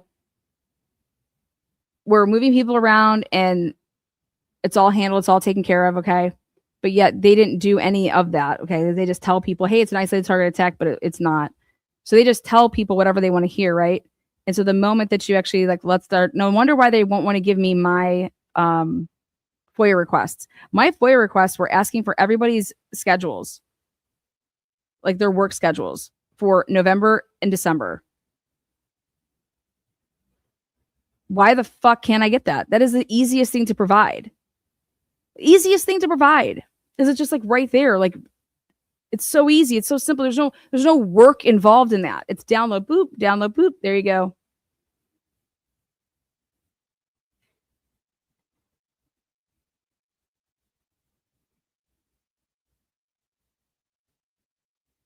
Or what it looks like Or what it looks like is that he decided to use a completely different phone that he was given. Hey, I want to start using this one as my work phone on November 14th, because I'm just going to do it. So I want stuff in here, and this is going to be my burner phone. I mean, this is unbelievable. So the guy didn't, this is his issued work phone, and he was supposed to be the police chief, and he's not doing anything in at the end of September, all of October. And what it looks like is that this just, hey, start using this in November on the 14th, the day after, the students are found.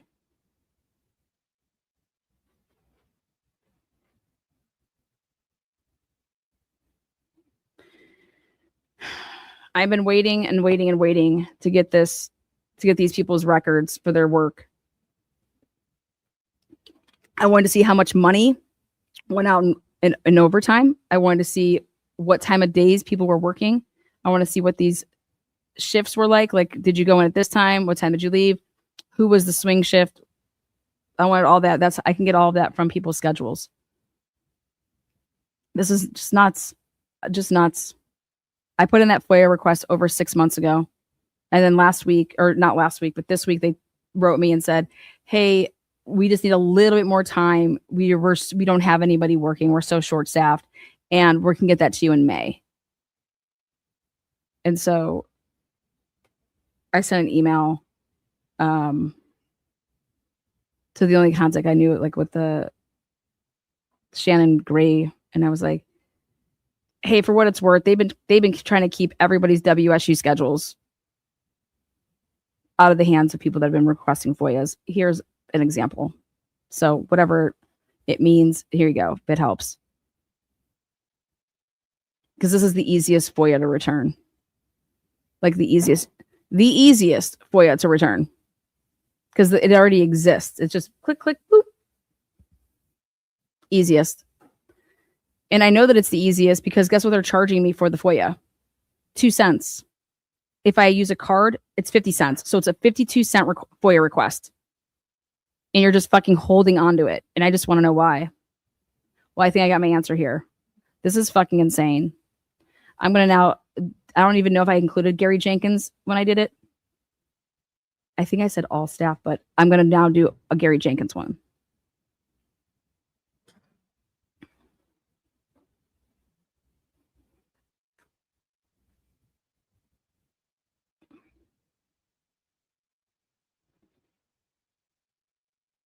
Damn. God, wow. That's insane. This is fucking insane. These people are sick.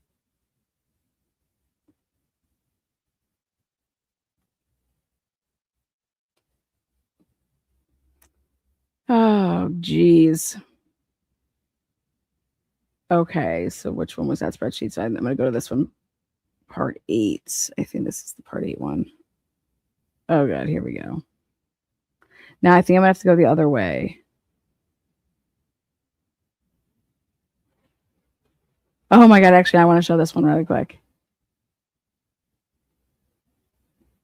Look at this. Hi, Chief Jenkins. I hope you are doing well. I am writing to see if you might be available to be a guest on the Surviving the Survivor podcast to offer your perspective on the Idaho murders.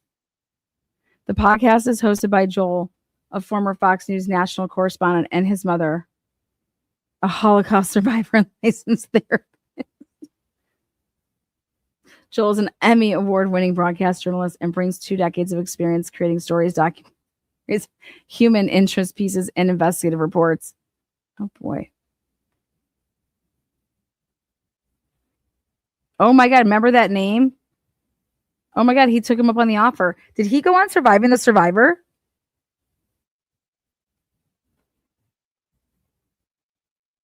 Look at this. This is right before a fucking arrest was made. Oh, my God. Shut up. shit. Oh shit. December 27th? Shut the fuck up. Oh wow, that's priceless. Oh god, now hold on one second. I gotta go take a look at my Gary. What's the date on that? December 27th, right? Gotta back up this. December 27th.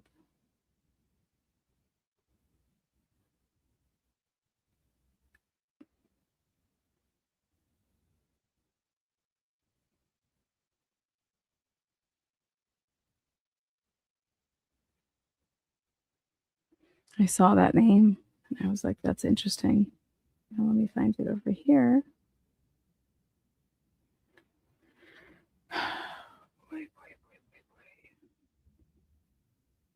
Damn. Small world. Surviving the survivor.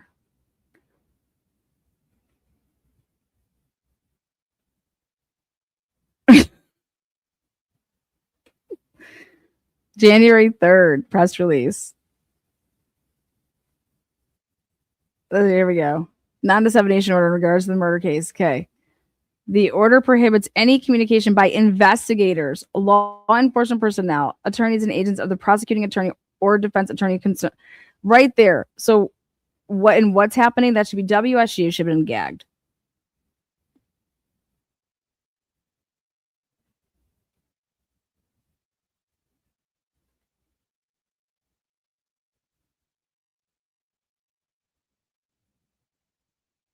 City of Moscow to Gary Jenkins. So they just sent him all this shit.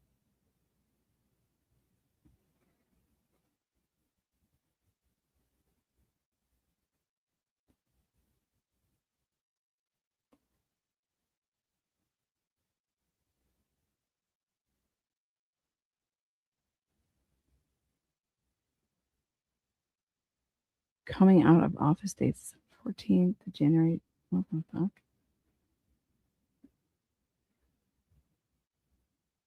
Okay. See, I'm not just going to go through all these that are the. Okay, so that's 661 pages, but the majority of the beginning is all the. Okay, wait.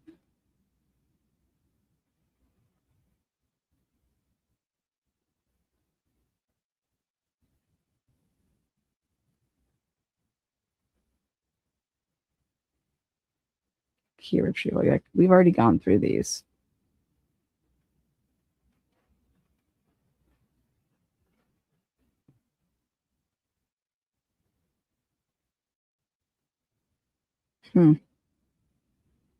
What's this? Attorney General of Washington. Wow. Wow.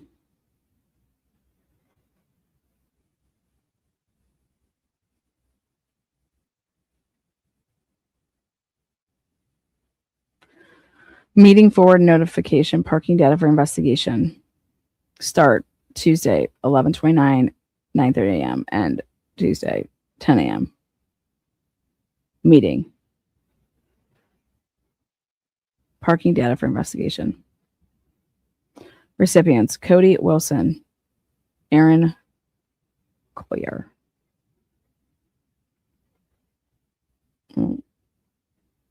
When I was at Pullman PD, I connected with one of the administrators of WSU parents chat.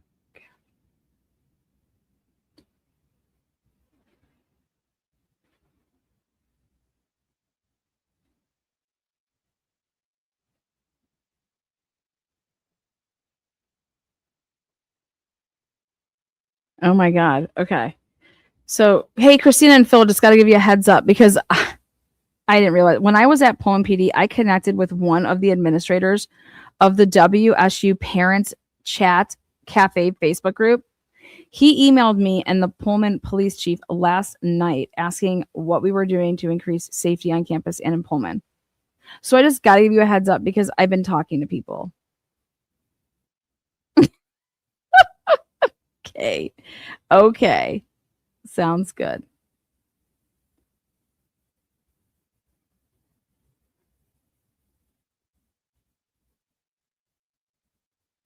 Sounds good, Gare. So these would always get sent out in the morning. From who? List server. Civic Plus. Guarantee you. She wants all emails coming from this email address. She asked for in discovery.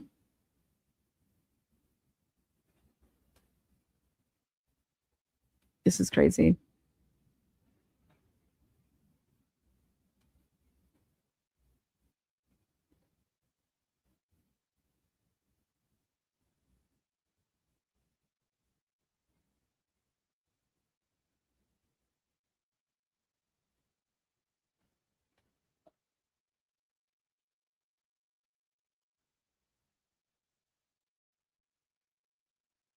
They just like slid in a couple of things like really sly, didn't they?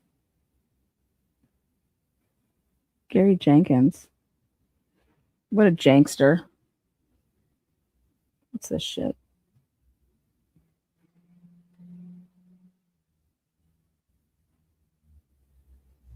$5.40, sending you guys a little notey. Just wanted to let you know I've been talking to some people on Facebook. Just for your FYI. I didn't see that in your notes there. Here we go. Who's this? News Nation. Good afternoon, Chief Jenkins. I'm emailing on behalf of News Nation about reports of WSU police and switching PDs in Brian Kohberger's office and apartment on campus. So any information you can share at this time. Thank you.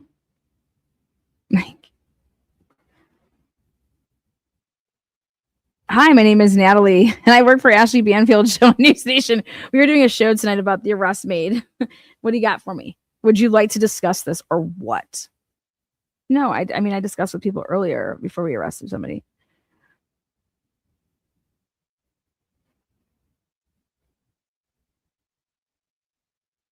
Oh, wow. Okay. Oh, wow. So check this out. So Jennifer Lee Hyatt says on December 31st, these are the people that all got the email.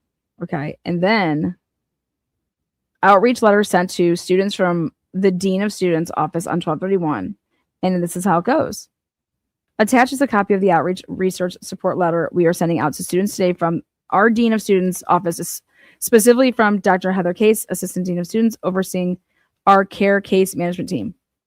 To be clear, this letter is sent out to 416 undergraduate students from the 3 fall 2022 classes. The subject was the TA 49 or global students, 35 CJ cohorts. Oh, right there, we got the number. There was 35 in the program. 17 step-toe housing group. What? Plus CJ student worker. So when you add all that together, 469 people we are offering services for. There are several international students in this group of 469. We are reaching out to international office to connect with them as well. We are reaching out to this is what this is. Ooh. He had a meeting with them. There are a few, 10 from campus other than Pullman and Global. Their letters will be tailored to their campus resources. Nathan and Phil have both reviewed and approved the content of this letter. This is a mail merge letter via email using our Maximus program. Okay, great. Thank you so much, Jenna. You are just on top of it, Jenna Hyatt. Appreciate you. You are the Assistant Vice Chandler of Student Affairs, and I love that you are on top of it. Go Krugs. Absolutely. Okay, sweet. So that's a really good piece of information. So 469 students were in the criminal, like just put like the department, like just part of the department.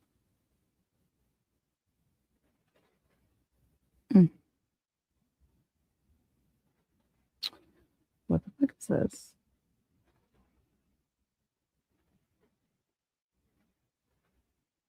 Mm-hmm.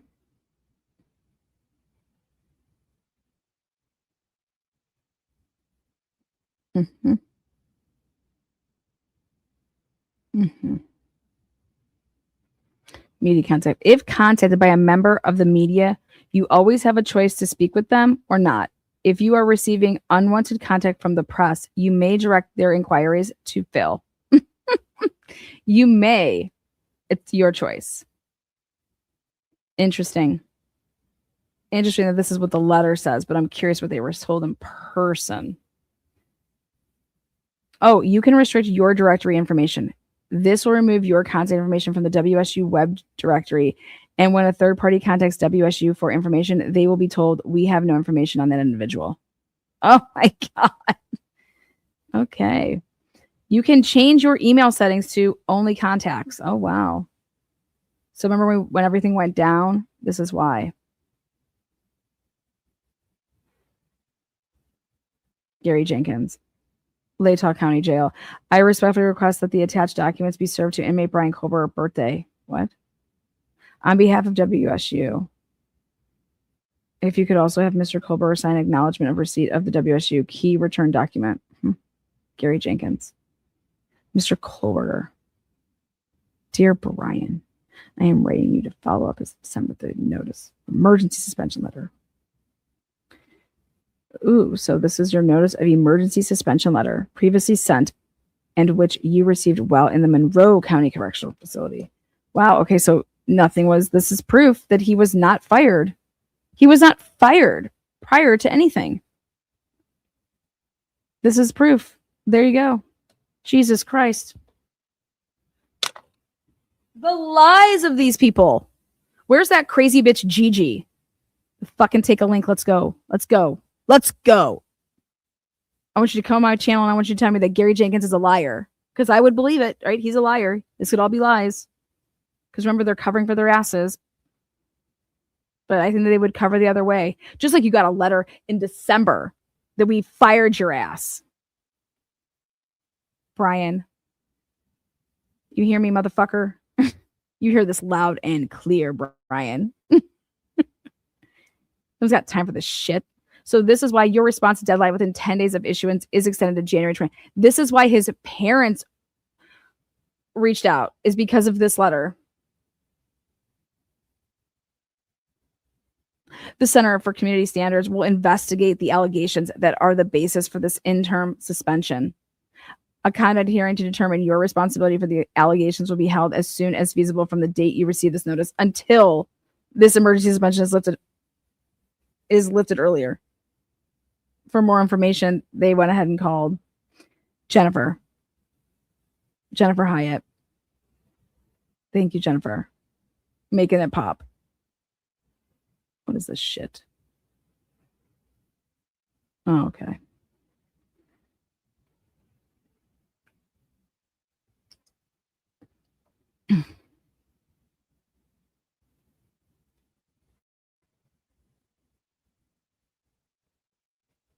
Name of witness. Jim Barnett.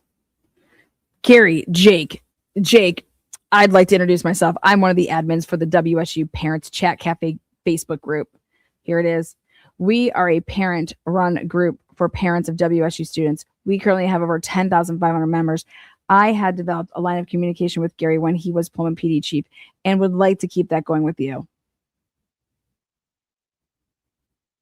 Towards that end, many of the parents in the group are understandably scared and worried about their students, given the recent events in Moscow. My question for you, too, are what measures are being taken, if any, to increase safety in Pullman and on the WSU campus? My name is Jim Barnett. Let's talk to Jim Barnett. Jim Barnett, let's do it up. Why subject attached? What the fuck? Wait, we can't know what he wrote. What? From Jenkins to WSU ATG. Interesting that has to be redacted. Oh my God.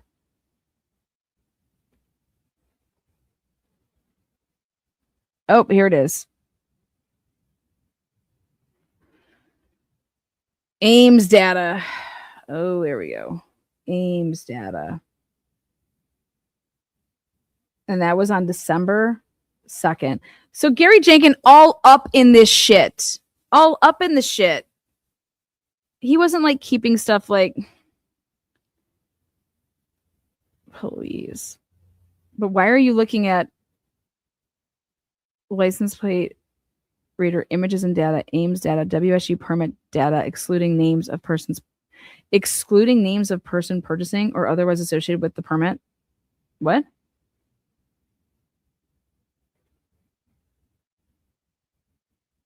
Excuse me?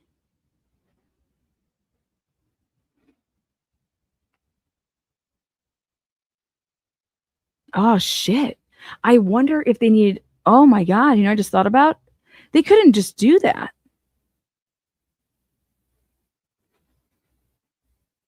What's the policy? They would need, that's a privacy thing.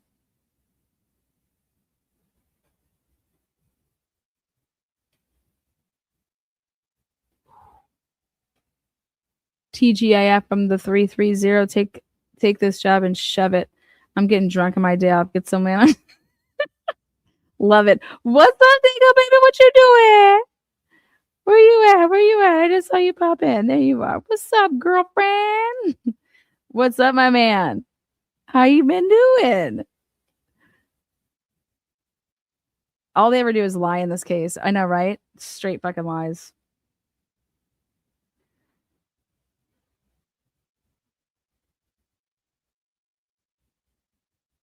That is so interesting. WSU permit data excluding names of person purchasing or otherwise associated with the permit. Like, exclude that. Like, what? That is, what page number is this? 319? 319's fire. Fire in the hole. Holy shit. That means that's why we have, Gary, we have the Ames data ready. The files are not too large to email. Would you like them in an email or would you still prefer them on a thumb drive? Oh my God. I'm going to need everything in thumb drives, guys. Nothing is to go through any chains. Whips and chains. Look at these liars. Oh my God. Are you sure you still want that in a thumb drive? Because I can just send it. Oh my God. Thumb drive. Oh my God, you guys.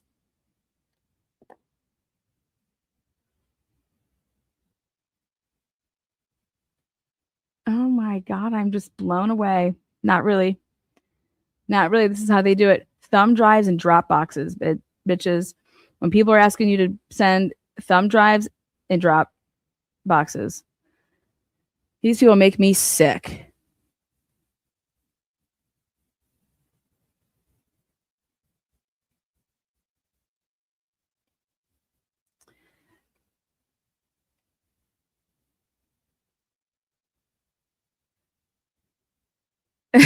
Straight fucking lies. That sounds like a perfect hoodie for a Friday. You know what? I gotta find my one hoodie. Somebody stole it, them bastards. It said, let me just show it. It's fucking awesome. It says "fuck you" just on the front. The best. It was the best black and blue colors ever together.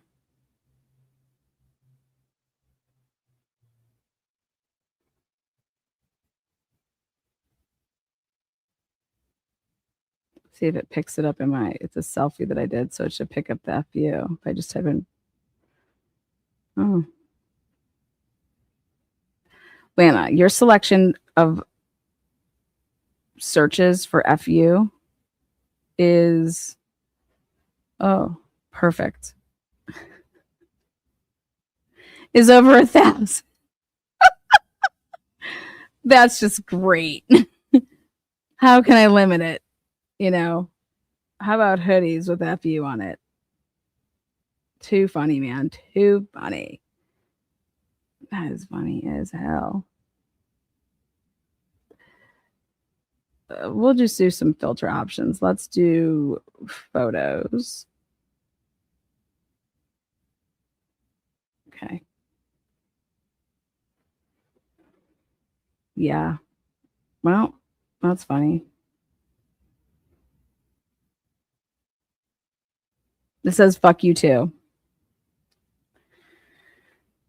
Okay.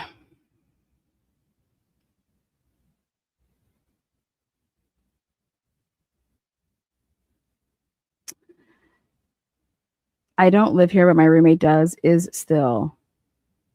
Do you have? I have your hoodie. You do? Okay, I thought you stole it. All right, you guys. I could sit here all day and go through all this stuff. I'm gonna pull out all the stuff that's like the goods.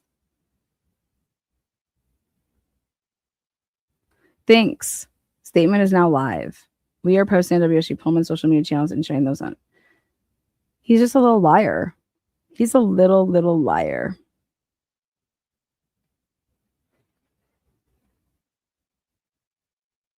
They're all little liars. I'm calling up him right now. Hey, can we talk about your calendar and why it was blank and you weren't doing a damn thing? Why does the president have to be? WSU Pullman is located on the homeland of what? This is great news. Gary, thank you so much. I will let blank and blank know. Best regards. What? Oh, here we go. I spoke with Dan Balker from Finance and Administration Internet Systems. Dan oversees all of the security cameras on campus, and we will work together on projects regularly. Oh, and we work together. He will begin exploring the addition of security cameras at graduate school housing locations. Wait, he will begin exploring the addition. What's the date of this? Oh my God, we should know more about options by the end of the week or early next week. I just wanted to let you know we started working on this. Let me know if you have any questions. Oh my God, CCTV cameras. Then they just teamed up with Flock. So this is another crazy part, you guys. They say, tragedy brings, depending on how you want to use it, it can bring money. And go check out when WSU Pullman got Flock cameras. It was right after this. They weren't using Flock. Then they started using Flock. Just go ahead and check that date.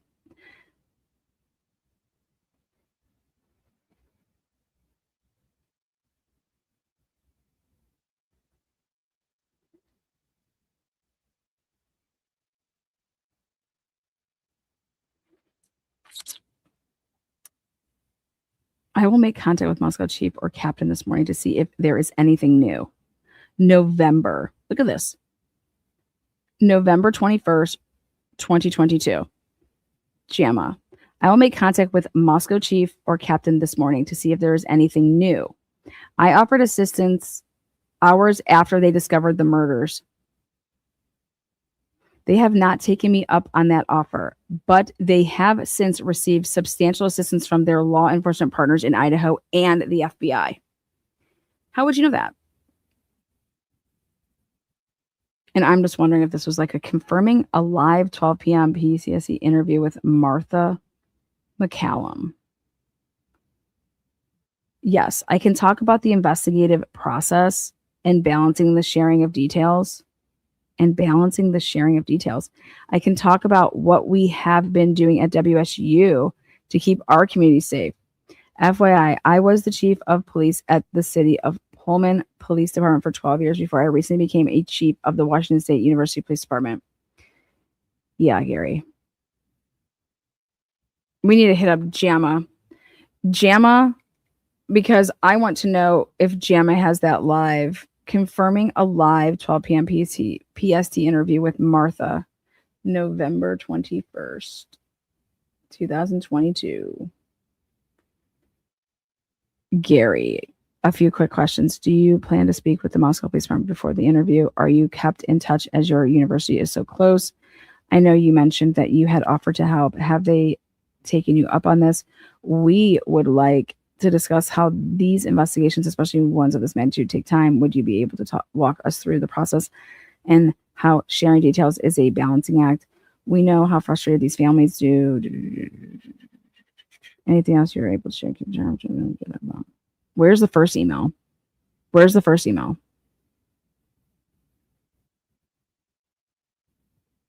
Okay, let's see if we can find. Okay, is there anything you would like the public to know. We welcome and respect your time and expertise. We will be sending a link to this email shortly. Again, we use VZC to connect, similar to Zoom, where we send a link and you connect through our transmission. Nothing to download and more secure. Okay, thank you. Good to know. Thanks, Jamma.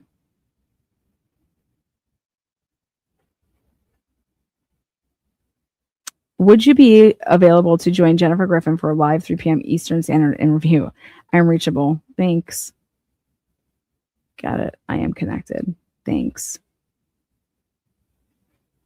Thanks. Thanks. Thanks. Receive thanks. God, you guys are just fucking up on the same shit. My God.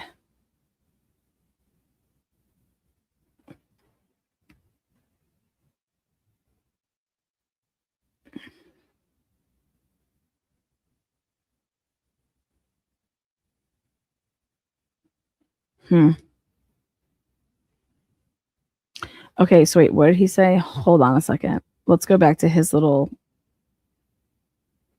calendar here. And his calendar says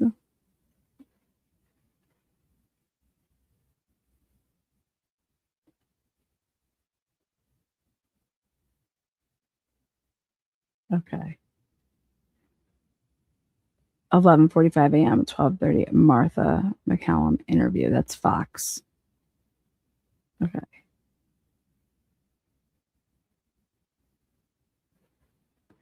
Now he didn't put, somebody was asking him for a 3 p.m. interview. That's not on there, but let's go back here and let's see what he's been up to.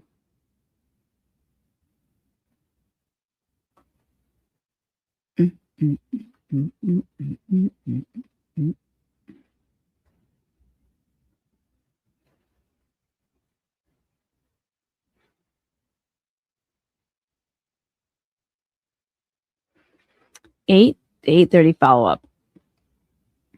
8:30 to 9, critical initial response team meeting.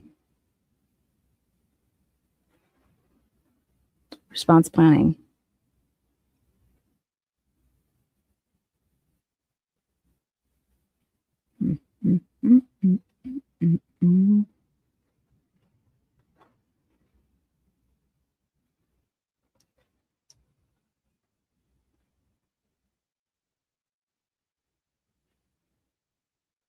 $1:30 p.m. to 2:30 p.m. Psychology 445. Interesting.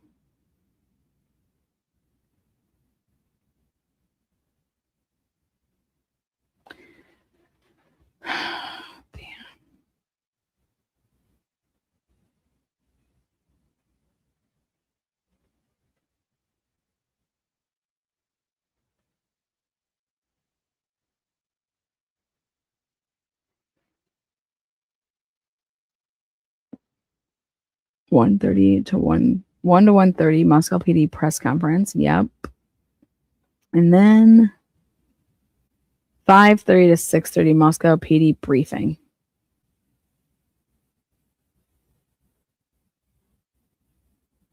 Okay.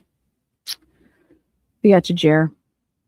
We got you, Jenkins, Mr. Fuckface, Mr. Liar, Mr. I just came on board to make sure that this is all I'm supposed to be doing here. Oh, God.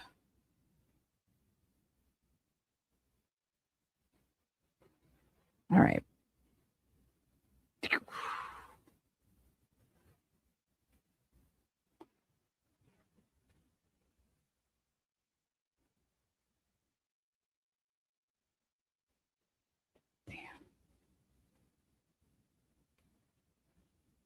That's number 8.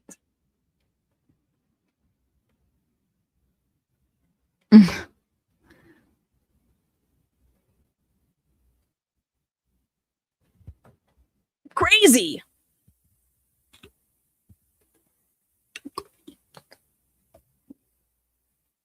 Let's see. A couple more here, and then I'm going to be switching it up because I think we have another whodunit case over there in Iowa that we can help with, because I do not believe Kristen Ramsey is the one.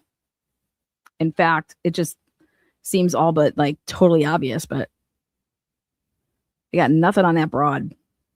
15 years later,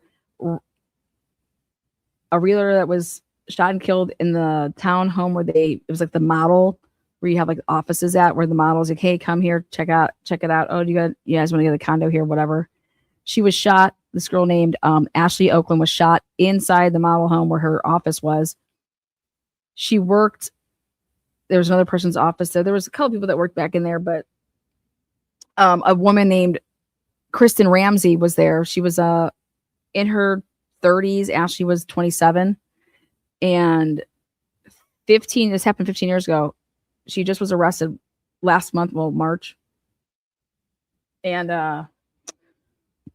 no new information. Like, she should, for what they have right now, they could have arrested her 15 years ago. But there's no gun. She was there. Where did she put this gun that she shot her with? Like, it magically just disappeared. It's just bizarre. The most bizarre shit I've seen in a while. So we're going to talk about that. Oh, here it is. Melanie again. Hello, Melanie. Looping in Haley. I'd be happy to meet and also available Monday and most of Tuesday. When was that? The first. Yeah, this is all fluff shit. These fuckers were, you guys, these are not people that are, how do I want to say this? I'm going to shut this down. This is not Gary Jenkins' first rodeo. They're not going to be doing stuff through text messages. They're not going to be doing stuff through emails. You could catch some here and there, and that's the stuff that you need to, you got to catch where there's a slip up. But this is not his first rodeo. He knows how to, just like Payne said, nobody used the, radio. He's only been there for 2 years at the time. And he's already saying, don't use the radio. Ridiculous. So I want to encourage all of you guys, though, to follow my content with Karen Reed, Turtle Boy, now Kristen Ramsey, Gardner. Let's see. I want you guys to see just a clip of this Kristen Ramsey. She's now getting gonna make bail.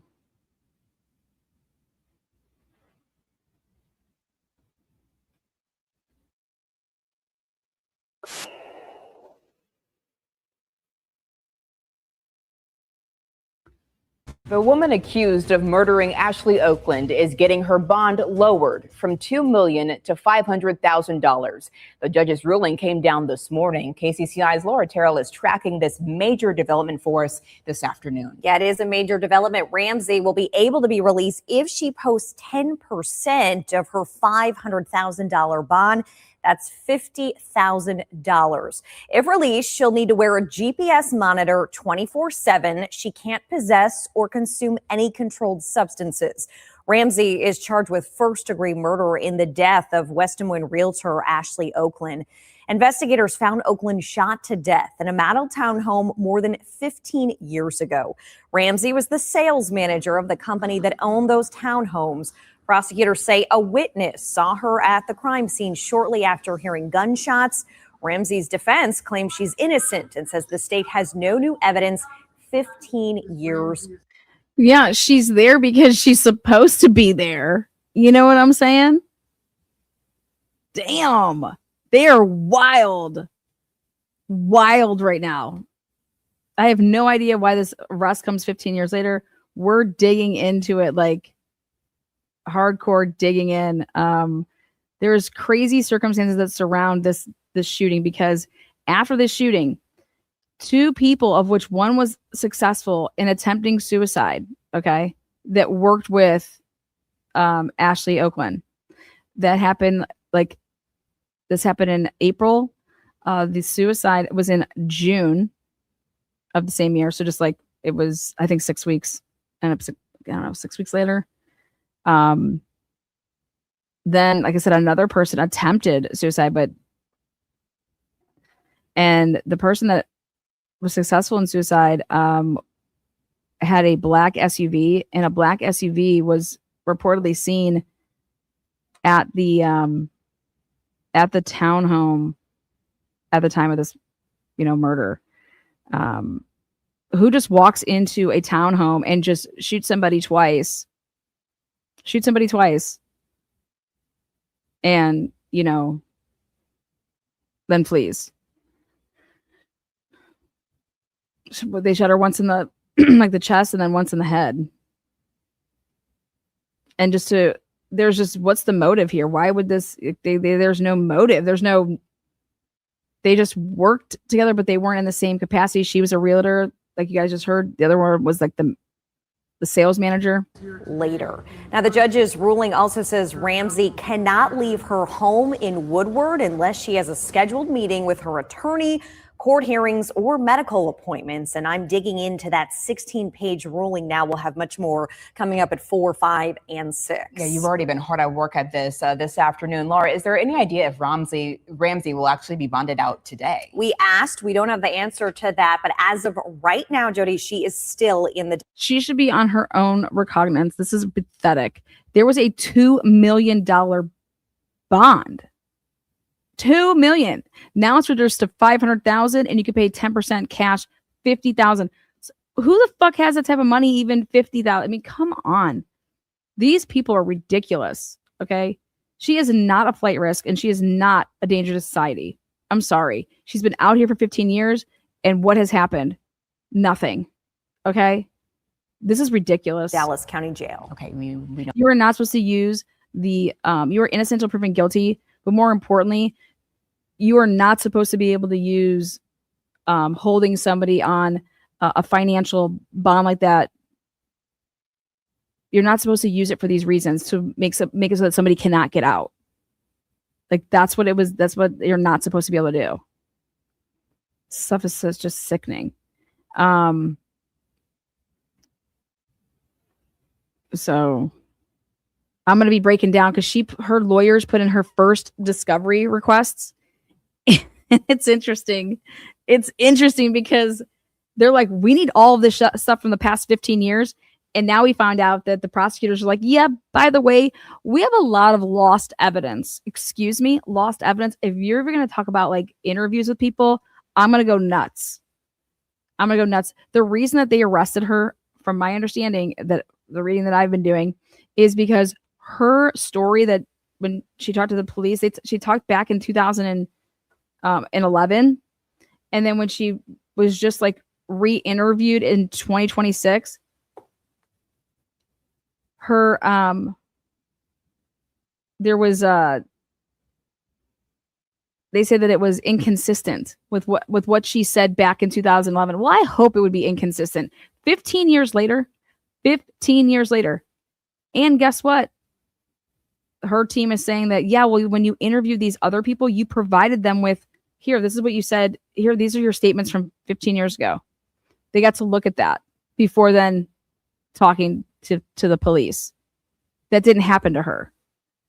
But I would expect there to be, she's a mom. She's got a kid in college. Her husband. I mean, this is wild shit. But because of inconsistent statements, are you kidding me? 15 years later. But what has come to light? Nothing. There's no new evidence. There is nothing new. Everything that you had back then, or everything you have now, you had back then. There is nothing new, except your alleged. She's saying stuff now that she didn't say then.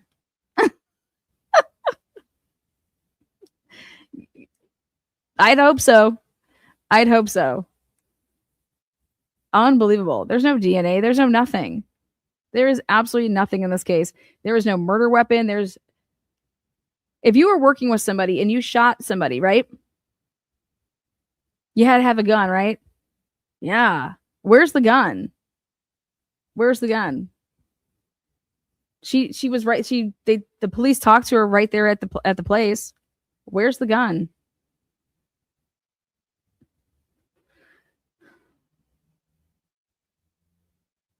Absolutely idiots. Makes no sense. They don't even have a time of the crime. Okay. You're gonna have to follow my coverage on it. It's wild. These cops did a I think they did just a horrible job. But what they ended up doing is they put together a cold case unit who in, I think, 2025 decided, okay, hey, we're going to look at this case again with, fresh eyes.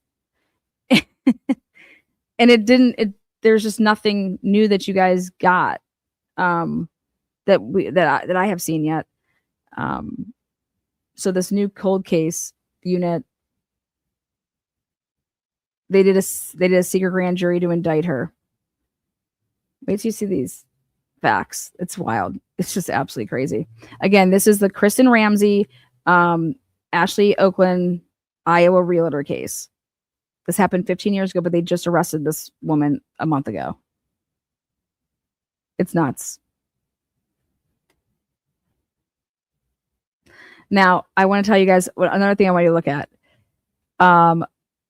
Turtle Boy decided to include myself in his affidavit under oath and in a courtroom. And I want to show you guys, he fabricated evidence. And I want to show you guys this because this is nuts too. He had a RO hearing and he told the judge, now, as you guys know, my name here, Truth and Transparency, Lana. Yep. She makes the videos. She does the lives. Yep. It's all her shit, right? Well, look at what this little turtle did. I cannot believe how dumb this was, but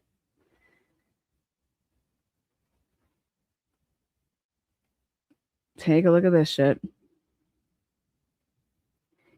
So this is so he did an affidavit and this is just a page of it. Okay. Just wrote all this shit. Well, here you get to number 55 in January. Also, I'm going to go back to this. It's bigger. In January, Meredith released another video showing impounded materials given to my defense team. This time it was grand jury minutes from Lindsay Gaetani's testimony in my case. Like, this is you are subject to perjury. This is if you're lying. Pains and penalties of perjury. Well, this was up here on the top. It says grand jury leaked testimony. This is my thumbnail. Okay. A live that I just did to show what he did. Take a look at this. He puts as exhibit 38 up here. 36, which goes with paragraph 55. He is attributing my YouTube presentation. Look at this shit. My YouTube shit. And fucking saying that this is his ex-girlfriend, Meredith, that Meredith made this video. This is what he told the fucking judge while he was sitting under oath and in his written affidavit. Are you fucking kidding me? Who lies to get an RO? Well, I've seen it happen. This is fucking nuts. This is absolutely wild. So what do I do? Hey, South Boston courts, this is my video. None of this is true in number 55. Here's my channel, my video, my shit. So he's attributing my video to her. And so I don't know what you need to do about that, but if you're going to lie to get an RO, I don't know. So I provided them with whatever, and I'm not going to be part of this shit. Can we all agree we are not surprised by his actions? Oh, fuck no, we're not surprised. But I'm the last person that you would ever want to bring in on something like that. Fuck no. Like, if you want to write an affidavit, you be honest or don't write one. But you're not going to bring my fucking ass in on that shit. He should be charged with perjury. And if they want to fucking take his bail from him, but this is sick. So anyways, he wonders why he's getting sued. Well, like over and over and over. Perjury is a criminal matter, though. So, yes, I did, Murky. I saw that. Yeah. Yeah. So it's absolutely crazy. So come on back, join me. What else? Mm, mm, mm, mm.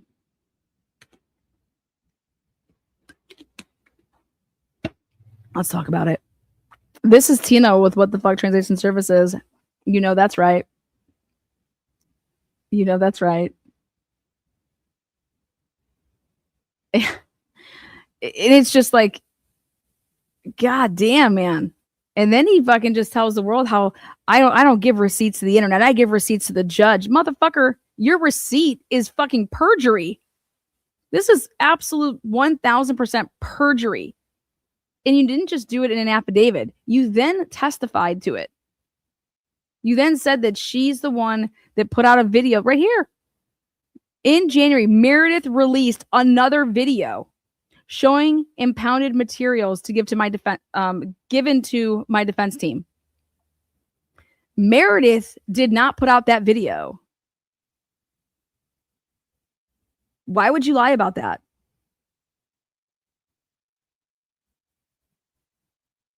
And this is why he couldn't say my name or my channel name up and until and before his stupid little hearing. He was trying to attribute my shit is that it was that did it. I'm like, get the fuck out of here. You're dumb as fuck.